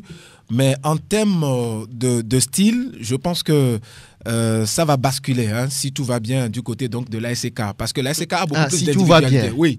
Pourquoi pas du côté d'ASCO? Non, je vais terminer mon analyse. Vous allez peut-être tirer la conclusion. Oui. L'ASEC a beaucoup plus d'individualité. C'est-à-dire... Vous pensez? Oui. Contrairement à une équipe d'ASCO qui est beaucoup plus collectif. C'est-à-dire il n'y a pas de jeu individuel au niveau de cette équipe d'ASCO, à part peut-être la pièce maîtresse Tchakei Marouf, le capitaine, Ametokoro Yadira, et puis d'autres qui arrivent quand même à émerger donc, du lot par moment. Quand vous prenez les deux équipes, eh bien, en 19 journées, il faut dire que ASEC a marqué 20 buts, ASCO a marqué 20 buts. Mais ASEC a encaissé 15 buts sur les 19 journées déjà disputées, alors que ASCO a enregistré déjà 8 buts. Ça veut dire quoi? Ça veut dire que pour l'instant, ASCO de Kara a une très bonne défense. Ce qui veut dire que le discours au niveau de Jonas Kokou Komlan, c'est de pouvoir mettre en place, un système tactique qui puisse inquiéter à tout moment cette défense. Parce que là, si en 19 journées, vous encaissez 8 buts, ça veut dire quand même que vous êtes déjà en très bonne forme. Ouais. Mais sur le plan de l'attaque, il faut reconnaître que l'ASEC, avant la fin de la phase aller, est la seule équipe à réussi à marquer plus de 18 buts. C'est-à-dire que l'ASEC était à 19 buts avant que la meilleure attaque ne vienne. Mais elle en prend beaucoup aussi. C'est un désavantage. C'est un désavantage. C'est pour ça, par exemple, je dis, au niveau de l'attaque, le style de jeu, l'ASEC a une très bonne attaque, une attaque qui marque. ASCO a une très bonne attaque, une attaque qui arrive à marquer. Mais sur la constance, c'est-à-dire que sur les 19 journées, l'équipe qui a réussi à marquer beaucoup plus de buts, c'est bien sûr, proportionnellement au nombre de journées, c'est ASCO et c'est l'ASEC. Parce que l'ASEC, d'ailleurs, a réussi à marquer 4 buts à Ouamé. Et on ne bat pas Maranatha à Ouamé, disons, sur ce score. C'est la première fois, en tout cas, que ça arrive. Rappelez-vous. Maintenant, quand vous prenez également les statistiques, les deux équipes ont enregistré 6 matchs nuls au total. C'est-à-dire que 6 matchs nuls pour ASCO, 6 matchs nuls pour également ASEC. Oui. Et donc, au niveau de matchs gagnés, ASEC a 10 matchs, ASCO a 10 matchs gagnés, Tandis qu'aujourd'hui, au niveau donc de cette formation de l'ASK, on a 7 amateurs. C'est ces statistiques qui vous permettent d'analyser. D'analyser et de dire vous quand même. Vous donnez quel pourcentage de victoire à l'ASK? Non, je dis, c'est un gros match. Moi, je n'ai pas de parti, c'est-à-dire que je ne supporte pas ASK ou ASK. Oui, vous avez dit si tout va bien, l'ASK. Oui, me basant naturellement sur ces statistiques, je dis l'ASK a l'avantage. À l'avantage. 55% contre 45%, c'est ça, non? Je n'aime pas donner ce pourcentage. Mais l'ASK a l'avantage. L'ASK a l'avantage. Très bien. Mais au pire des cas, c'est un match qui peut se solder sur un score de parité. Pourquoi pas? Un petit commentaire. Oui. Moi, par rapport à l'analyse faite par mon ami Aristide, ta conclusion n'est pas logique. Pourquoi? Parce que tu donnes l'impression que tu mets en avant les individualités sur un jeu collectif. Moi, c'est juste l'inverse. Je préférerais mettre beaucoup plus de probabilité sur le jeu collectif que sur les individualités. Oui, mais sur un match, l'individualité peut... oui, mais le collectif peut prendre aussi le pas sur l'individualité. Oui. Non, mais toutes les équipes sont des équipes collectives. Oui. Mais l'individualité... On verra bien demain. Oui. Il y a une chose qui est sûre. Quand il y a une équipe collective, bon, c'est rarement de voir les individualités en face qui doivent provoquer... une étincelle comme ça là. Mais dans le système collectif, je vous dis que ça produit plus de jeux et ça inquiète habituellement les individualités du camp adverse. Voilà, très bien. Tout ça là, on va voir ça demain. L'AS Togoport commence cet après-midi face à Unisport au municipal. Les prévisions de Brahima, le coach de l'AS Togoport. Tous les matchs sont difficiles, le championnat togolais aussi c'est difficile, mais on va se préparer en conséquence pour avoir les gains de cause. La clé, ce sera quoi? Toujours la même chose aujourd'hui, comme la détermination. Si on est efficace, il n'y a pas de problème. Je suis sûr et certain que si on est efficace, on va gagner les matchs. Voilà, efficacité. Et ce sera la même chose comme la dernière fois. L'AS Togoport semble retrouver une certaine aisance, constance, voilà, ces derniers temps. Razak Derman, c'est vrai? C'est tout à fait vrai. Et il suffit d'analyser les statistiques depuis la phase retour de notre équipe pour s'en convaincre. Je disais même tout à l'heure que même à Kara contre la SCK, honnêtement, on ne devait pas perdre ce match-là. Maintenant, quand vous revenez dans les derbys que nous avons eu à jouer, les derbys de la capitale, on a joué d'abord la SOTR, on a gagné par 2-1. On a joué mercredi face à Dito, qu'on a gagné 2-0, qu'on pouvait même battre 4-0, qu'il n'y aurait pas de scandale, parce qu'on a eu énormément d'occasions. Et comme le coach vient de dire, c'était une question d'efficacité. Donc si on retrouve véritablement l'efficacité devant le but, je pense que... Qu'est-ce qui a pu changer le visage de l'AS Togoport depuis la phase retour? Alors, 2 éléments fondamentaux. D'abord, vous savez que Brahima, c'est cette année qu'il a pris l'équipe de façon sur toute une saison. Donc, c'est maintenant que la mayonnaise commence à prendre. Deuxième élément fondamental, on a eu quand même fait quelques renforts donc à l'intersaison avec l'arrivée de Issam Tchadjabo et puis quelques autres. Et ce qui fait qu'aujourd'hui, l'équipe a une bonne assise et joue beaucoup mieux au ballon. L'équipe joue beaucoup mieux au ballon et donc nous estimons pouvoir continuer sur cette dynamique que nous avons amorcée depuis la phase retour. Et nous avons bon espoir de gagner le match. Tous les matchs. Et l'objectif, c'est le maintien cette fois-ci. Vous n'avez plus envie de jouer peut-être le podium ou quoi que ce soit. Avec... Ah non, je pense que vous vous trompez. Ah bon? Oui, vous vous trompez. Ah, très bien. Vous savez, l'appétit vient en mangeant. Hein? L'appétit vient en mangeant. Et si ce soir, comme nous l'espérons, on arrive à gagner ce match, vous allez voir que les autres matchs qui vont venir, vous n'allez plus reconnaître cette équipe de l'AS Togoport. Et donc, mathématiquement, le podium reste toujours jouable. Et donc, nous comptons jouer véritablement nos chances jusqu'au bout. Ouais, et vous avez 21 points à prendre, il reste 7 matchs à jouer. Oui, vous comptez les prendre tous. Inch'Allah. Alors, c'est quoi aussi, au-delà des renforts, au-delà du fait que Brahima Traoré est en train de mettre, on va dire, son impact sur l'équipe? Vous avez ajouté autre chose au sein, au niveau du staff dirigeant, peut-être la motivation, des choses ont changé? Davantage de motivation, depuis la phase retour également. Et cela se remarque au niveau psychologique de nos joueurs. Ils sont beaucoup plus confiants Et donc, les résultats suivent naturellement.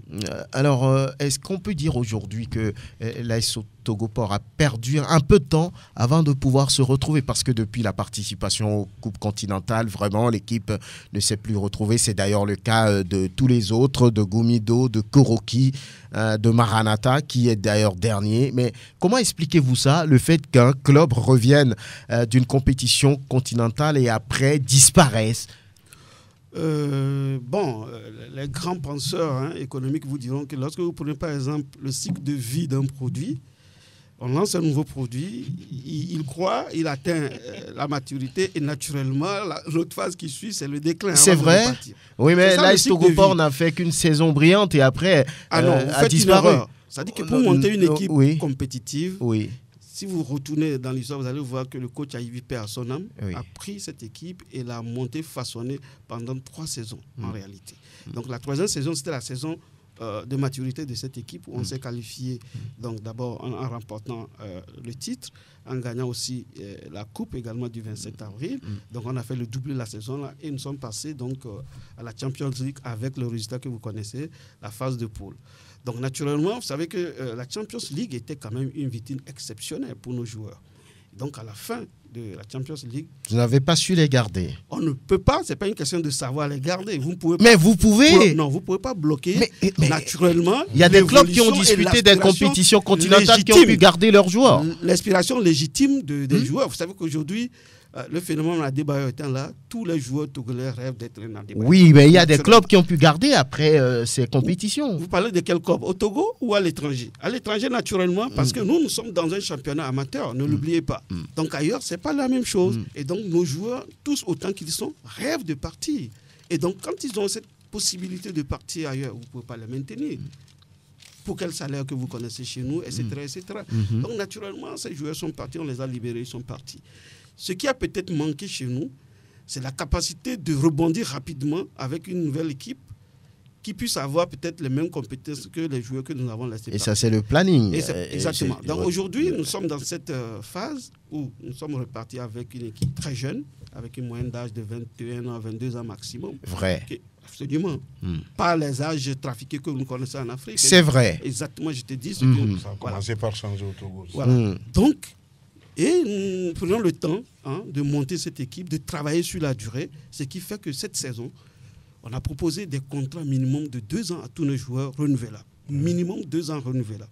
Pour permettre justement au staff technique de mettre son empreinte sur ces jeunes joueurs, de les faire monter, de les faire grandir, pour que la saison prochaine, véritablement, nous puissions jouer le titre. Mais ceci dit, encore une fois, je te dis, mathématiquement, le podium n'est pas encore perdu. Donc, nous continuerons à travailler dans ce sens.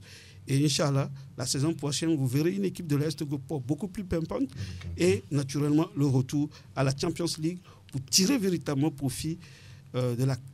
Et ce ne sera plus une participation pour participer. Ah non. Bien entendu, en ce moment, nous allons pouvoir capitaliser sur notre expérience. Très bien. Bonne chance à l'AS Togoport qui joue déjà cet après-midi contre Unisport et les autres matchs de cette 20e journée. Gomido qui reçoit Boluessou. Ange Football Club reçoit Sarah Football Club. Il faut dire Koroki. Dito Semassi. Ça, c'est un autre match aussi. Et puis l'AS Sauterre qui doit pouvoir jouer contre Maranatha qui est vraiment en difficulté, dernier de la classe. Voilà, après la 19e journée. On va parler maintenant CHAN après. Il reste exactement 29 jours pour l'ouverture du CHAN 2020 au Cameroun. C'est à partir du 4 avril. Vous savez que le Togo va participer à cette compétition. C'est la première fois que le Togo y va déjà. Voilà, on a signalé le premier cas de coronavirus au Cameroun. Le premier cas également au Togo. Mais bon, voilà, on espère que le corona va repartir d'où il vient. Vous voulez dire quoi? Oui. Je voudrais rappeler encore à l'attention de nos autorités. Ils sont là pour préserver notre intégrité et c'est notre devoir de les leur demander parce que pour ceux qui vont en Chine et les Chinois qui souvent font les travaux eux-mêmes, qui envoient leur communauté pour travailler ici. Parce qu'on a vu sur les réseaux sociaux, on a fait une démonstration comme quoi le virus, le noir résiste au virus Corona, et on a fait cette démonstration-là. Et le film est arrivé de Chine. Donc je crois que les autorités doivent tout faire pour empêcher ces genres de choses, pour que ce contact n'arrive pas au Togo, pour que le virus là s'éparpille et cause des dégâts dans la population. Donc nous en appelons vraiment au centre de responsabilité du président de la République. Moi, c'est lui que j'interpelle d'abord. C'est à lui d'abord, oui. Il est l'autorité principale. Je l'interpelle. Il faut qu'il revoie vraiment comment on appelle tous ces des gestes simples pour prévenir le coronavirus. Se laver souvent les mains. Lorsque vous toussez, faites-le dans un mouchoir et jetez après dans une poubelle. Et puis voilà. Même éviter de se serrer la main maintenant. Là, bon, c'est un réflexe, mais si on peut l'éviter, bon, on peut toujours. Voilà. Et ailleurs, en Italie par exemple, on ne se serre plus la main. On a interdit ça à Newcastle aux joueurs de se serrer la main. Vous savez que l'Italie est le foyer même de cette épidémie en Europe, où on a parlé de plus de 150 morts et de plus de 3000 cas recensés. La France est également touchée, l'Allemagne, tout ça, et cette fois-ci le Togo. Le premier cas, oui. Oui, le véritable problème qui est lié à cette épidémie, c'est la mobilité des personnes. Aujourd'hui, est-ce que dans le monde, on peut dire aux gens de ne plus voyager, de rester sur place? Oui, le cas dont vous parlez, que ce soit au Cameroun, c'est un voyageur qui est revenu, un Français qui est revenu de la France et qui a amené. Au Togo, c'est pareil, c'est quelqu'un qui est rentré d'un voyage qui a amené. Voilà. Donc, et quand vous prenez que ce soit même au Sénégal, c'est pareil également. Donc, c'est cette mobilité au niveau international qui fait que, bon, il y a un risque de propagation de ce virus. On va interdire à tout le monde de bouger. Restez chez vous. Restez chez vous un mois durant. Restez chez vous, ne bougez plus pour faire partir le coronavirus. Bien, le CHAN. Vous savez, le Togo se retrouve dans le groupe C avec le Rwanda, l'Ouganda et puis le tenant du titre, le Maroc. Et le Togo s'offre les moyens de pouvoir bien participer à cette compétition. Bientôt un tournoi à 3 au Burkina Faso avec le Burkina, le Niger et le Togo du 13 au 19. Réaction déjà, c'est bien. Moi, c'est une bonne chose. Franck, je l'ai toujours dit dans ce studio, qu'il y avait le Tifoko au niveau du Congo. Il y avait également un tournoi international amical qui a été joué au niveau du Congo-Brazza. Ce sont des tournois pré-CHAN 2020 qui permettent quand même aux participants de pouvoir jauger le niveau de la compétition et être prêts véritablement. Donc, on a attendu tellement cette occasion, et dès que moi j'ai eu l'information, j'ai applaudi parce que c'était une très belle chose. Jouer face au Niger qui est également qualifié pour le CHAN, jouer face au Burkina Faso qui est également au niveau du CHAN, ça devient un tournoi sous-régional que nous allons jouer entre nous du 13 au 19 avril prochain. C'est du 13 au 19 mars prochain, excusez-moi. C'est une très belle chose, se titiller au grand, permettre aux joueurs de véritablement jouer des équipes plus huppées que l'équipe togolaise. Et encore, nous sommes dans un groupe difficile avec le Maroc, le Rwanda et l'Ouganda. Ça servira de répétition générale avant l'entame le 6 avril face au tenant du titre, le Maroc. Moudib Falana, mais pendant très longtemps, on n'a pas vu ces genres de situations. Hein. Le Togo qui participe à un tournoi avant une compétition, je pense que là-dessus, c'est très bien vu par les dirigeants, le staff technique. 3 matchs, on va dire, dans un tournoi contre le Burkina, contre le Niger, voilà, même si c'est 2. Mais pas que. Le 1er avril, le 21 mars, il y aura encore un match ici contre le Soudan. Et après, si tout va bien, probablement le 1er avril, avant le départ contre le Tchad. Oui, dans la continuité que John a dit, je pense quand même que c'est un tournoi qui vient à point nommé. Vous savez, nos adversaires ne dorment pas. Vous avez le Rwanda qui a livré un match amical contre le Cameroun. Une sorte d'acclimatation. Vous avez le Maroc également qui enchaîne des stages. Le Maroc qui est parti s'acclimater au Gabon, qui a livré un match contre les Panthères locaux. Et ça veut dire que nous avons vraiment du pain sur la planche. Oui. Nous avons quand même fait quelques stages ici à domicile, mais il y a un fait qu'il ne faut pas occulter. Nous l'avons dit cette semaine dans l'apparition du mairie sportif numéro 64, oui, où les joueurs locaux sont toujours en attente de leur prime. Et je pense que la fédération doit faire ce lobbying-là pour que les lignes bougent, c'est très important. Vous savez, nous avons discuté avec quelques joueurs que nous réservons sous l'anonymat, qui disaient que chaque joueur essaie de se motiver dans sa tête. Et la motivation, c'est que les dirigeants tiennent leurs promesses. En tout cas, Abalo Dossé a dit dans ce studio que ces primes seront données avant le départ ici. Mais je pense qu'il faut vite réagir pour libérer les joueurs aussi psychologiquement. Nous sommes en présence de joueurs locaux qui souvent n'expriment pas ce qu'ils pensent. On n'est pas en présence d'expatriés où on ne mâche pas ces mots, voilà, de joueurs pro.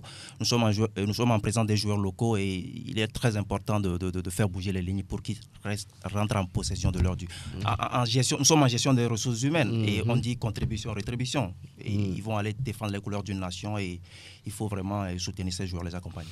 Jean-Louis Koudjonou, c'est bien préparé, c'est bien programmé maintenant. Le Togo va pouvoir disputer des matchs amicaux, même un tournoi à 3 avant de prendre la direction du Cameroun.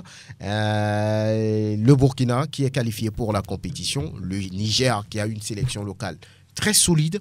Après, il y a ce match contre le Soudan le 20 ici à Lomé, et après, si tout va bien aussi, le 1er avril, avant le départ, ce sera d'ailleurs le dernier match de la sélection, et je voudrais dire que le public va sortir massivement ce jour-là pour aller pousser les éperviers sur leur dernier match ici avant le départ sur le Cameroun contre le Tchad.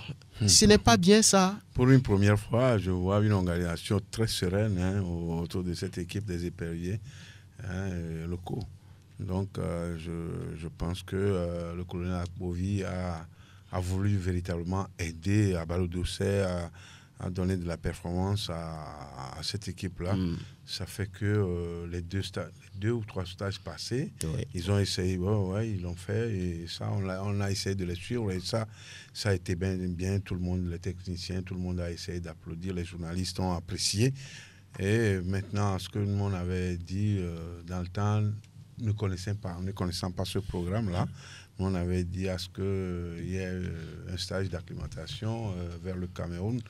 Heureusement qu'il y a d'abord un tournoi à 3. Je pense que c'est toujours dans la bonne organisation et surtout chercher à mettre les joueurs dans de très bonnes compétitions avant d'aller au CHAN. Et surtout le match de Soudan dont vous parlez, je pense que c'est très très important et que les joueurs sont conscients. Ce que j'ai regretté tout à l'heure quand Derman parlait que les joueurs s'économisaient dans les clubs, c'est des situations que moi je n'aime pas beaucoup. Et tu peux aller dans l'équipe nationale, ils sont plusieurs à être convoqués. Tu peux, Nama Akate dont on parle, c'est le pion de cette équipe nationale. C'est pas un souhait et ça peut arriver qu'il ne donne pas bonne impression pendant 1 ou 2 stages et puis, bon voilà, Abalo Dossé ne va pas tellement faire avec les performances passées. Donc, je dis c'est bien tout ce qui a été mis autour de cette équipe de CHAN pour que ça puisse donner un bon résultat. On ne va pas aller faire pied de figure là-bas au Cameroun selon ce que nous on a vu jusqu'à ce jour et selon le programme qui est en vue. Iko Rodrigue, oui. Vous appréciez ces matchs amicaux, on en a demandé, on en a eu pour, on va dire, une bonne préparation de la sélection locale. Oui, et c'est une bonne chose puisque quand vous approchez les entraîneurs, ils vous diront que les séances d'entraînement sont toujours différentes des matchs. Et pour préparer une compétition, il faut avoir de véritables sparring partners. Quand on parle de véritables sparring partners, on peut dire c'est bien pour le Burkina, le Niger on l'a déjà fait, mais comme c'est un tournoi qui se présente à nous, quand je suivais tout à l'heure Jean-Louis parler, on évoquait pour nous une préparation associée à une acclimatation. On aurait souhaité que l'équipe puisse avoir au moins 10 jours d'acclimatation au Cameroun. On aurait également souhaité de véritables partenaires. Nous avons le Maroc dans notre poule. On aurait souhaité jouer un football semblable au Maroc. Peut-être l'Algérie. Une sélection maghrébine.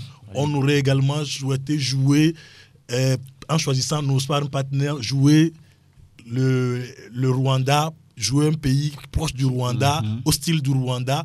J'ai également apprécié peut-être le choix du Tchad pour le dernier match avant le départ.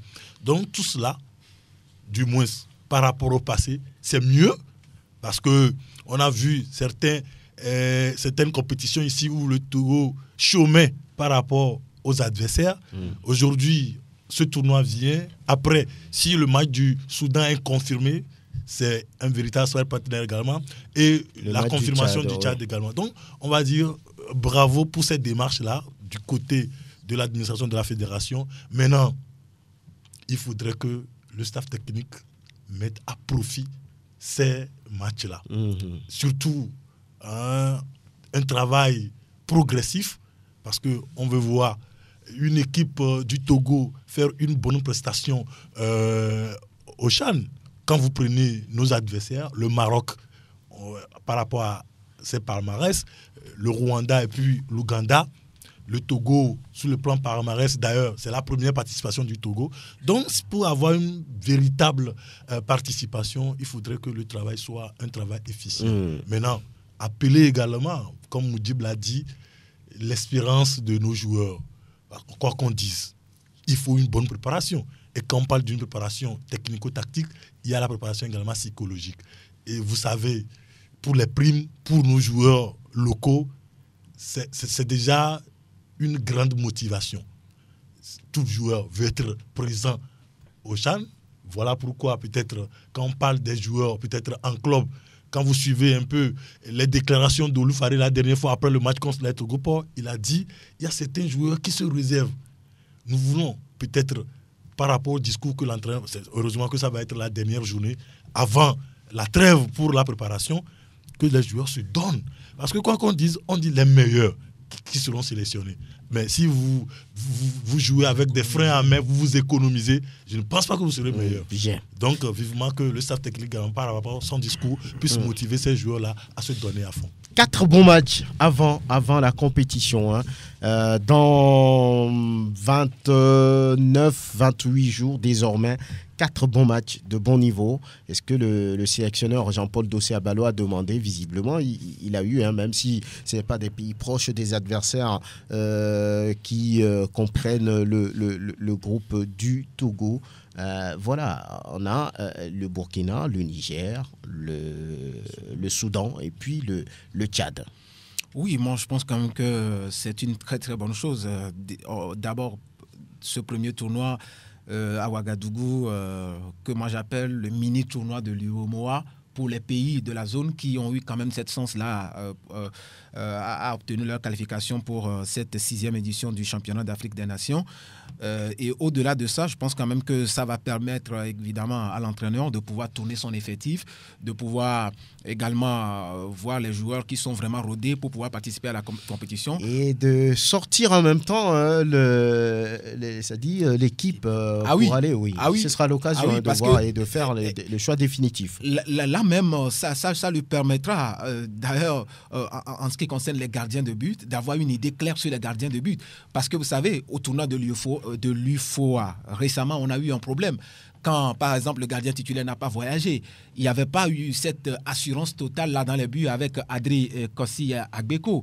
Rappelez-vous, lors de cette rencontre avec ces joueurs ivoiriens qui, par moment, nous ont mené la vie dure avec les Magbi Junior Laurent Gbagbo, la vedette, n'est-ce pas, de cette formation ivoirienne. Et lors de la séance des tirs au but, quand vous écoutez les commentateurs et nous étions devant les télévisions. Nous avions vu comment ça s'est passé. Le gardien qui, visiblement, par rapport au côté qu'il fallait prendre et tout ça là. Donc, je pense que c'est des choses qui vont en réalité permettre à l'entraîneur d'avoir un choix assez judicieux par rapport à ses joueurs. Et donc, le second volet, c'est de reconnaître également que, comme lui-même il a l'habitude de le reconnaître, les entraînements ne vont pas remplacer les maths.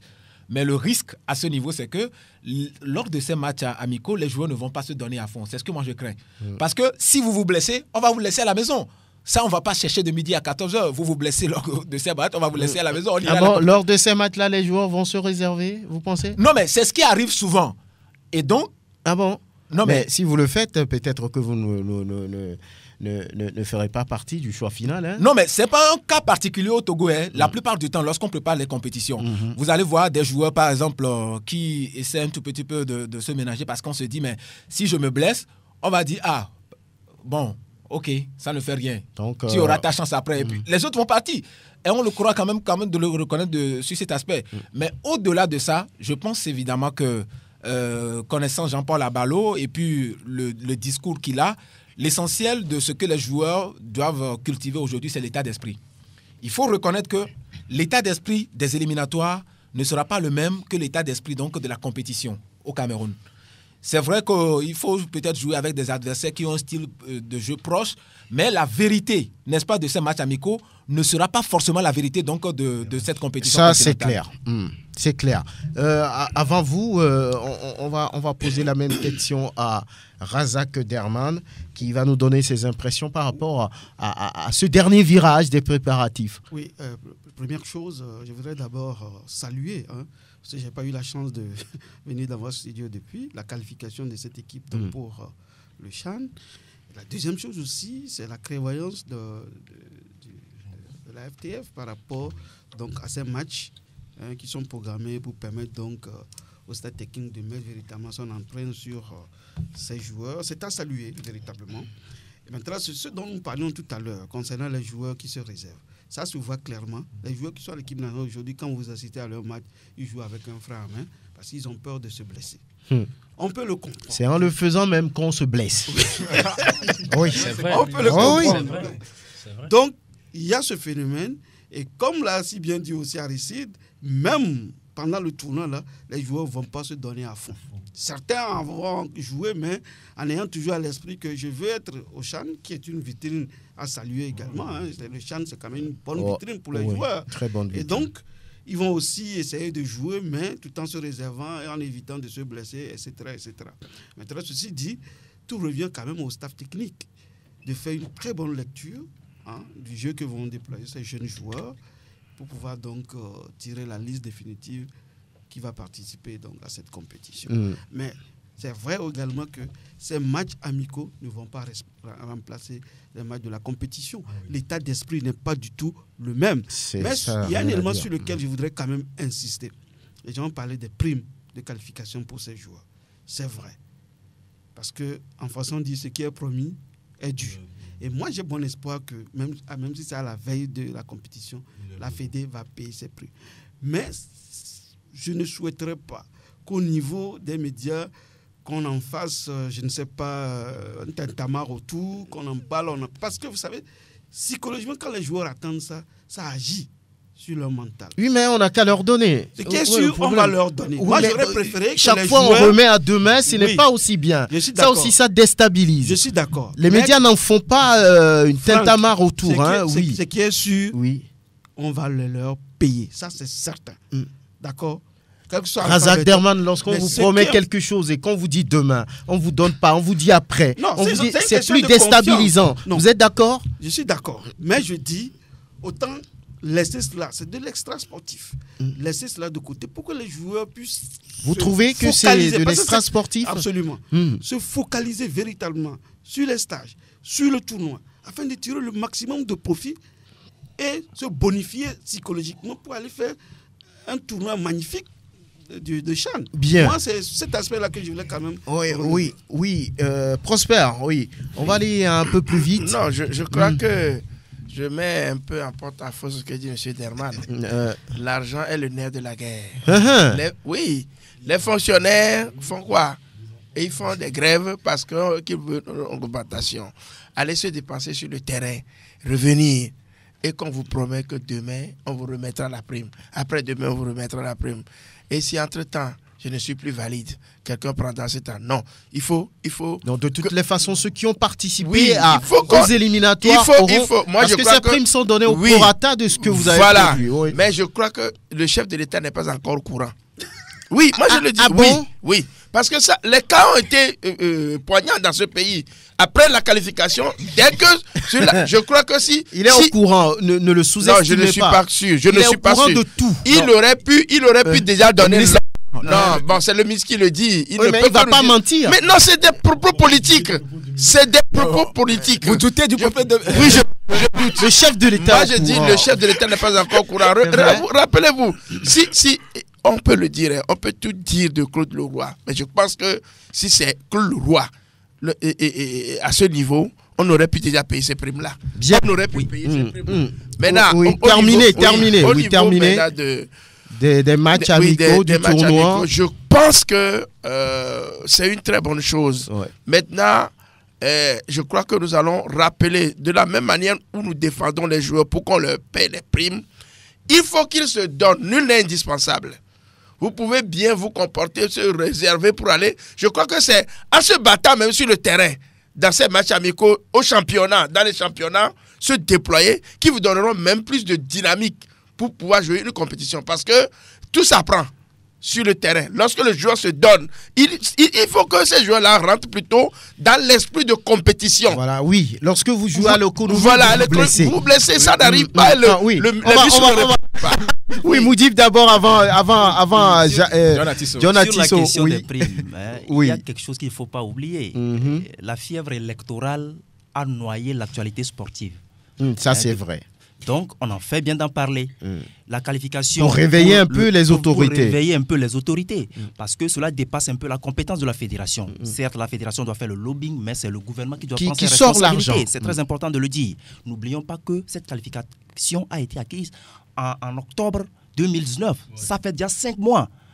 Donc, si à chaque fois on dit on fera ça demain ou après-demain, calmez-vous, ce n'est pas la meilleure façon de gérer la chose. C'est bien, Franck, c'est bien de donner la prime à la veille de la compétition. C'est bon? C'est bien. Mais c'est encore un handicap. Parce que, qu'est-ce que je dis? Il y a certains, c'est vrai, on a dit, certains ont fait les éliminatoires, mais ne seront pas au CHAN, à la phase finale. Certains ont fait les éliminatoires, ils auront ces primes-là, mais ils seront au CHAN. Toujours au CHAN. Moi, je dis également... Certains n'ont pas fait les éliminatoires, mais seront au CHAN. Seront au CHAN. Oui. Pour les joueurs, la préparation psychologique également est importante. Ça rentre dans la préparation psychologique. Également de la compétition. Donc, vaut mieux les mettre dans les conditions pour qu'ils eux-mêmes ils se mettent dans la meilleure condition pour aborder la compétition. Voilà pourquoi moi je dis il serait mieux que cela se fasse un peu plus tôt. Même si le gouvernement promet le faire avant le démarrage de la compétition. En tout cas, oui, John Atisson, en tout cas, le colonel Guy Kossi-Akovi, selon ce qu'on a eu à dire, est vraiment dedans pour que ces joueurs-là soient intéressés. Oui. Franck, je rejoins ce que Prosper Lalma vient de dire. C'est très important pour les joueurs de se donner à fond dans le championnat. Parce que si ça s'est vraiment avéré que ces joueurs se réservent pour être prêts, moi je pense que nous irons au Cameroun pour aller faire une promenade. Parce qu'on n'aura pas des joueurs qui seront en forme.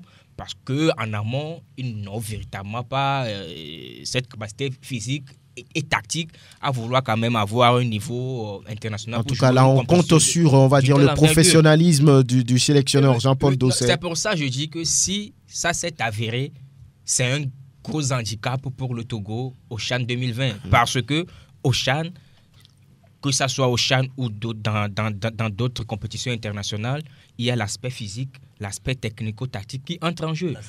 Et psychologique également. Donc si aujourd'hui on a des joueurs qui se réservent, ça veut dire que sur le plan physique, il y aura un gros désavantage. Et également l'aspect tactique, parce que quand on entre sur un terrain avec l'idée de ne pas se donner à fond, on fausse également le système tactique mis en place par le coach. Donc, ils ne seront pas quand même dans une bonne condition pour aller faire une grande compétition au Cameroun. Voilà. C'est très important. Très bien. Voilà, on va enchaîner. On va enchaîner à Aristide, malheureusement, à moins que vous n'ayez quelque chose de 5 secondes, pas plus. Je ne sais pas comment je vais décompter. Vous perdez le temps. Non, mais ok, je commence. Non. En fait, ce que je voudrais dire, le vrai problème, c'est que jusqu'à l'instant T où nous parlons, personne ne sait le montant de cette prime de qualification. Et c'est grave. Très bien. Très bien. Je crois qu'ils sont. On va continuer peut-être la semaine prochaine. La semaine prochaine. Double confrontation contre les pharaons d'Égypte. Aujourd'hui, c'est le 6. Si on fait bien les comptes, il reste 20 jours pour la manche aller là-bas au Caire contre les pharaons. Mais là, les joueurs togolais, on ne les voit plus, à part Jen Dakonam. Mathieu Dossevi. Le haut niveau a des difficultés avec son club qui Atakora Lalawele et puis Atou Franco qui tiennent le milieu. On les a vus ici à Lomé, David Enen. Mais les joueurs togolais, on les sent plus à quelques jours de cette double confrontation décisive. Parce que là, si le Togo doit aller à la CAN 2021, ça doit forcément passer par là. Si au moins on ne prend pas 3 points là-dessus sur les 6, ça va être très, très, très compliqué. Alors, certains ont dit que c'est le lieu maintenant de pouvoir mettre les joueurs locaux devant, leur faire confiance et pour aller faire le travail. Mais il y a tellement de questions qui s'opposent autour. Mais on va vous donner 1 minute chacun, pas plus, hein, 1 minute bien comptée pour réagir, pour dire ce qu'il y a lieu de faire à 20 jours de ce match contre Mohamed Salah et ses coéquipiers. Franck, quand on prend l'équipe type du Togo que Claude Leroy nous a habitués à suivre depuis quelques années ou quelques mois, à l'heure actuelle, il n'y a que 4 joueurs dans le 11 titulaire qui puissent quand même véritablement jouer face à l'Égypte. Il y a Marco Barcola qui est dans le goal, Jane Dakonam qui est régulier en club, Mathieu Dessevi qui joue entre-temps avec Toulouse et Fodo là-bas. Après, il n'y a plus rien. Tatakora est sans club, a toujours moins en club. David Henen ne joue pratiquement plus en club. Ça fait pratiquement 3 matchs qu'il est sur le banc, mais n'entre pas en jeu. Ça devient véritablement une problématique pour la sélection togolaise. Solution. La solution, on vient de le dire. On a des joueurs locaux qui ont qualifié le Togo pour le CHAN 2020. Pardon ? Ils vont le faire ?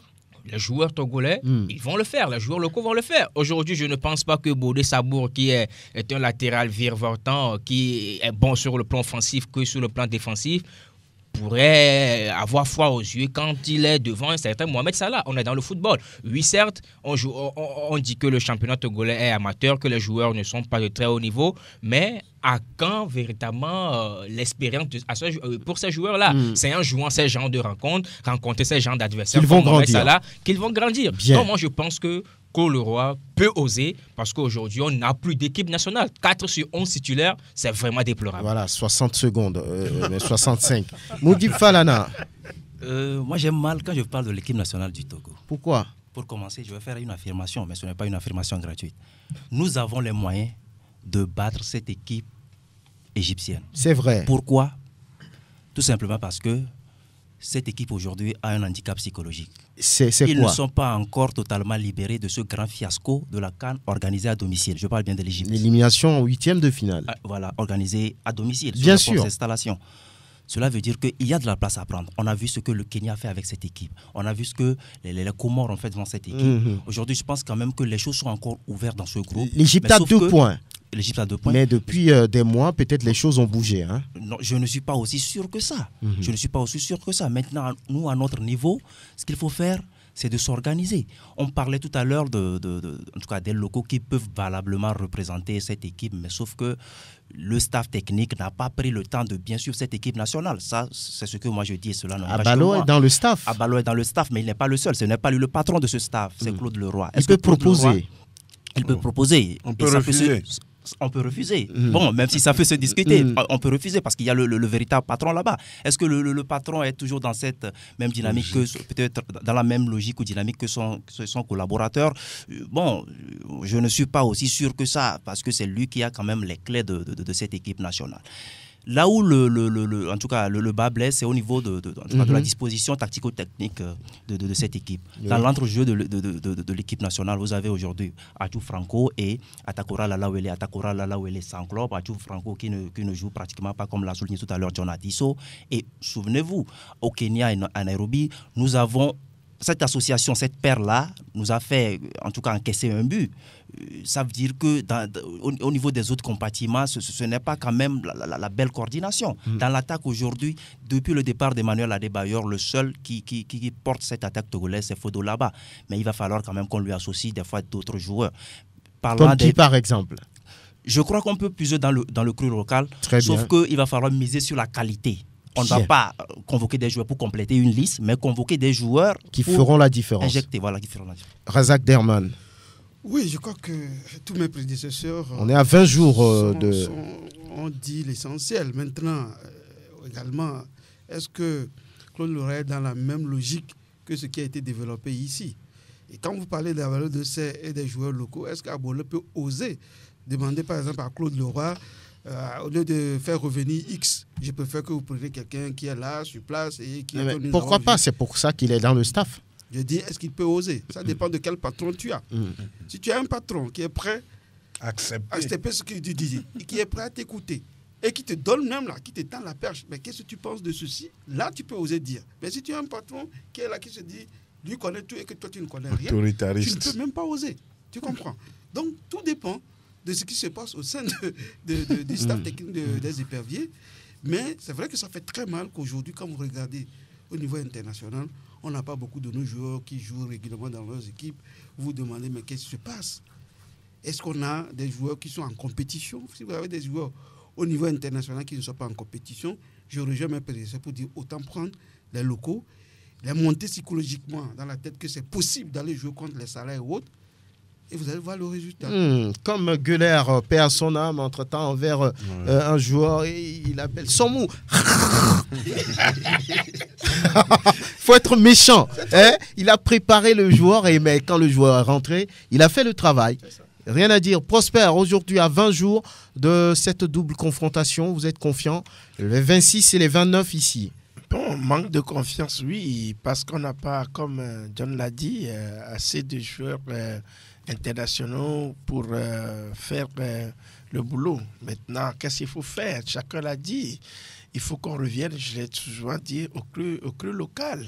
Faire confiance à ces joueurs qui ont fait le débat contre le Nigeria, qui ont eu un état d'esprit assez élevé. Quand vous allez au Nigeria, vous pouvez revenir avec une qualification, ce n'est pas donné à qui que ce soit. Donc, c'est déjà dans l'état d'esprit. Mais là, pour le moment, on ne fait pas confiance à ces joueurs, mais le faire sur un tel match, ce n'est pas un danger. C'est comme... il y a toujours un jour pour commencer. Il n'y a pas un jour réservé à cela. Il y a un jour pour commencer. C'est ce que Derman a dit. Il faut parler aux joueurs. C'est le discours qui compte. Leur dire que Mohamed Salah, il a souvent perdu des matchs. Donc, ce qui veut dire que vous aussi, vous êtes des joueurs, vous pouvez l'amener à le contredire, donc à le contrarier. Oui, il a perdu face à Watford de la dernière. Voilà, c'est ça, ça arrive. Ça arrive toujours. Donc, mais moi, je crois qu'au niveau, oui, c'est vrai, Claude Leroy, j'ai été souvent celui qui... parmi ceux qui l'ont souvent critiqué, mais autant dire qu'il est aussi dictateur que cela, je ne le pense pas. Peut-être que c'est les autres qui ne proposent pas, qui a le vide, la nature a horreur du vide. Peut-être que les autres aussi ne proposent pas en tant que tel. Maintenant, Abalo est devenu responsable. Moi, je crois que maintenant, Abalo est devenu un véritable responsable, si vous me permettez. Abalo. Est devenu un véritable responsable, si vous me permettez, vous me prêtez le mot. Donc maintenant, il peut, à ce niveau où il est maintenant, oser proposer. Je crois que Claude va accepter parce qu'il n'a plus d'autre solution. La dernière fois, le directeur de communication nous a parlé de certaines prospections qui n'ont pas encore pris corps. Donc je crois qu'on ne peut pas végéter sur des approximations pour pouvoir conduire ce match-là, surtout quand on est à 20 jours. Iko Rodrigue, vous avez la parole. La situation d'aujourd'hui, c'est une situation rare pour le Togo. C'est vrai, quand mon jeune frère John Atisso faisait le plan, il a parfaitement raison. Moi, je ne trouve même pas, parce que quand vous voyez aujourd'hui, même Mathieu de Séville, la prestation de Mathieu de Séville, c'est encore moins. Ce n'est pas ça. Et ça, on nous revient un peu en arrière, où nous avons eu tous les temps de disputer les matchs amicaux, où Claude Leroy n'a pas osé mettre du challenge au niveau de l'équipe. Il n'y a pas eu de concurrence. Chaque fois, le latéral droit, on savait que c'est Steve Lawson. Le latéral gauche, si ce n'est pas Urosama Hakim, tout cela, c'est ça aujourd'hui. Et vous avez vu, la dernière fois, la sortie de Mathieu Dosevi, où beaucoup avaient crié. Quelque part, c'est la situation de l'équipe nationale qui a fait parler Dosevi comme ça. Maintenant, nous nous trouvons devant les faits. Parce qu'on n'a pas profité de ces matchs amicaux, ou injecté peut-être les locaux. Parce que quoi qu'on dise, moi quand je me réfère à Gottlieb Goulet, vous avez cité Gottlieb Goulet tout à l'heure, en ce moment, le Togo jouait avec 2 ou 3 professionnels. Mais à chaque fois, même si lui-même n'allait pas sur le terrain, il se faisait aider par les entraîneurs locaux. Je me rappelais, ils appelaient certains entraîneurs il demandait à cet entraîneur de travailler celui-ci sur ce plan parce que je veux l'utiliser comme ça. C'est comme ça que nous avons vu les Agbobli, c'est comme ça que nous avons vu les Tchangaï Mazamesso. Quand vous prenez par le passé, personne ne connaissait Tchangaï Mazamesso. Peut-être ceux qui étaient vers Kara qui connaissaient Tchangaï Mazamesso. Tchangaï Mazamesso n'a fait qu'une seule saison avec Asco et Tchangaï Mazamesso est appelé en équipe nationale. Beaucoup d'autres joueurs sont sortis comme ça. Ametokoro était un attaquant. Gueulé l'a transformé en latéral. Et depuis, il a terminé comme latéral. C'était bien d'ailleurs. C'était bien. Ce n'est pas comme beaucoup même. Donc, c'est pour dire que, quelque part, on n'avait pas misé sur le coup local. Parce qu'on disait que le championnat, bon, c'est vrai qu'en temps, le championnat avait baissé de niveau. Mais si on savait qu'on devait avoir des pièces de rechange, aujourd'hui, moi, je ne peux pas donner le 11 titulaire. Si ce n'est que peut-être plaquer ce que Claude avait l'habitude de plaquer. Jouer avec les mêmes. Bien. Quand on parle de Atou Franco, pour qu'on puisse intégrer aussi les locaux dans cette équipe qui va jouer contre... Ça, c'est encore un problème. Parce que quand vous lancez ces locaux-là, c'est les amener en abattoir. Mais comment? Ils vont... Peut-être que le niveau sera plus élevé parce qu'ils ne sont pas habitués à ces niveaux. Mais si on leur parle... Bon, le discours seul ne permet pas de jouer. C'est l'habitude, hein, parce que j'ai dit, nous avons raté le coach en ayant la possibilité de jouer les matchs amicaux en ne faisant pas jouer ces locaux-là. Très bien. Parce que c'est toujours les mêmes. Maintenant, ce que moi je veux dire, c'est que c'est de souhaiter peut-être une magie de ce staff technique-là, nous sortir quelque chose de nouveau pour que ça puisse marcher. Bien. Jean-Louis Koudjonou. Je suis très peiné de vivre cette situation au niveau de l'équipe nationale aujourd'hui. Parce que là, il y a carrément un vide. Parce que depuis les dernières sorties de cette équipe nationale, plus rien jusqu'à l'heure où on parle, et c'est les convocations subites qui arrivent. C'est un peu compliqué. Or, dans d'autres pays où on veut véritablement jouer au football, c'est les directeurs techniques nationaux qui donnent de l'ordre aux équipes, qui intiment l'ordre aux équipes, le style, la tactique à jouer dans plusieurs équipes du territoire. Ainsi, quand les entraîneurs, les sélectionneurs se baladent pour aller détecter, choisir, sélectionner les joueurs, on sait le poste dont a besoin l'équipe nationale et c'est les joueurs-là qu'on va rechercher pour pouvoir essayer de les sélectionner. Et au jour d'aujourd'hui, si ce truc-là avait été fait depuis un long moment, on n'en serait pas là. Tout le monde, on va rapidement. Je ne sais pas si Claude Leroy a l'habitude de suivre ces stages de Jean-Paul Abalo.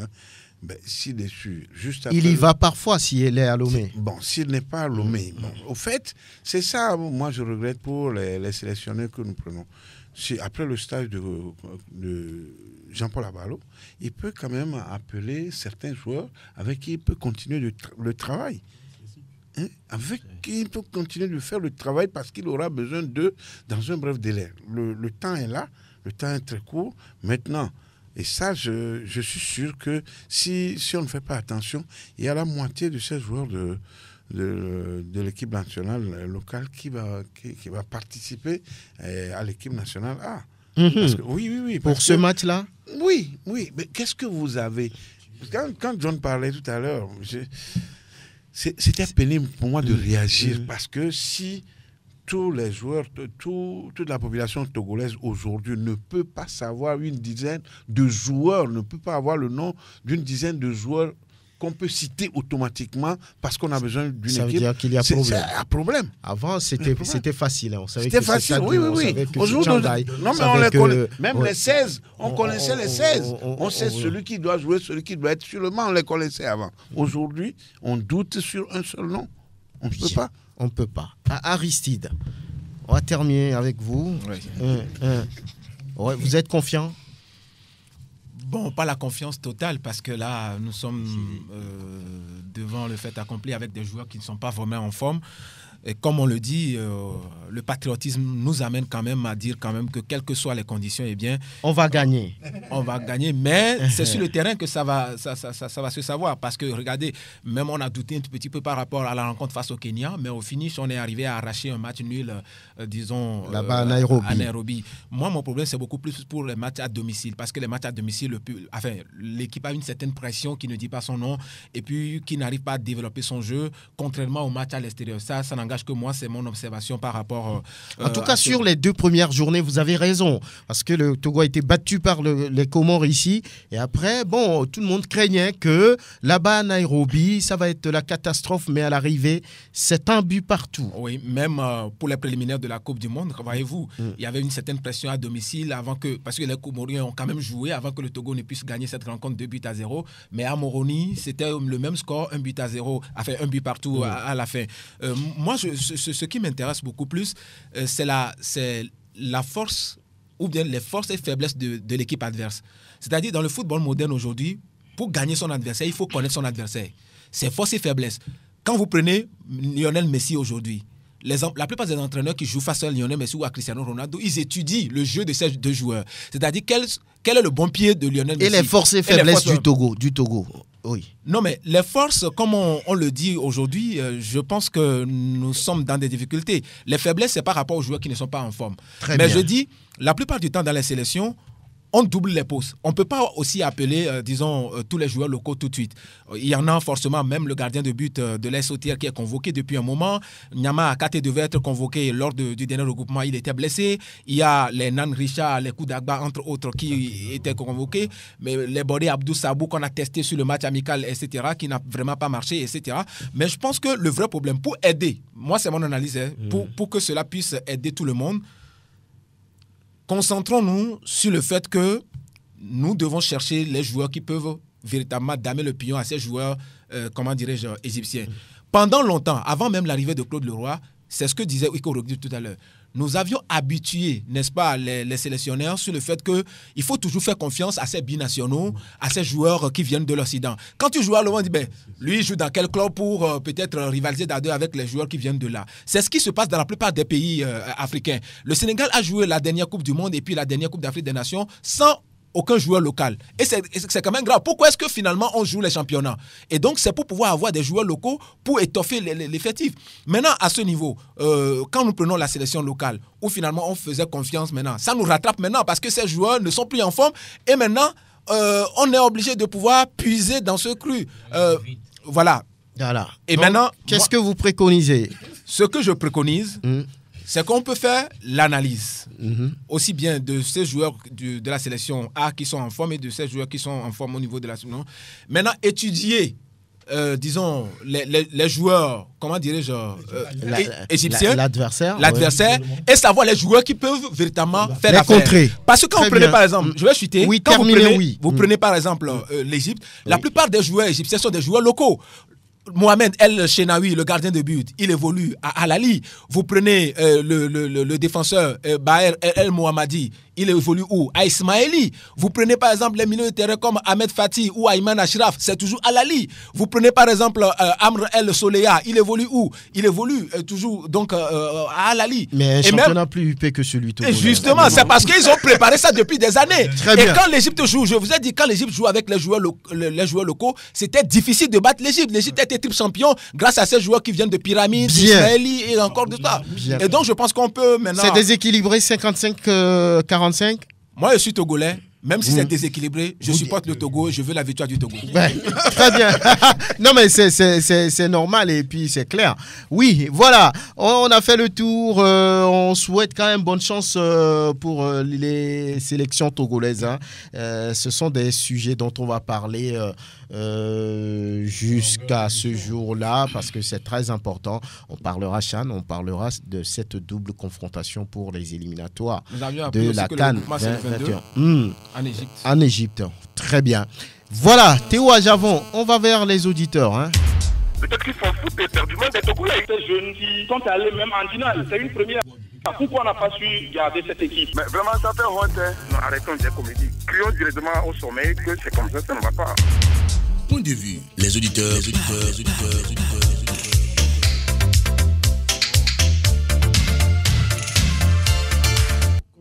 Voilà, donc on a à faire maintenant avec les auditeurs. Allô? Allô, Franck. Oui, salut. Bonjour, c'est Germain D'accord. Vous allez bien? Très bien, chez vous.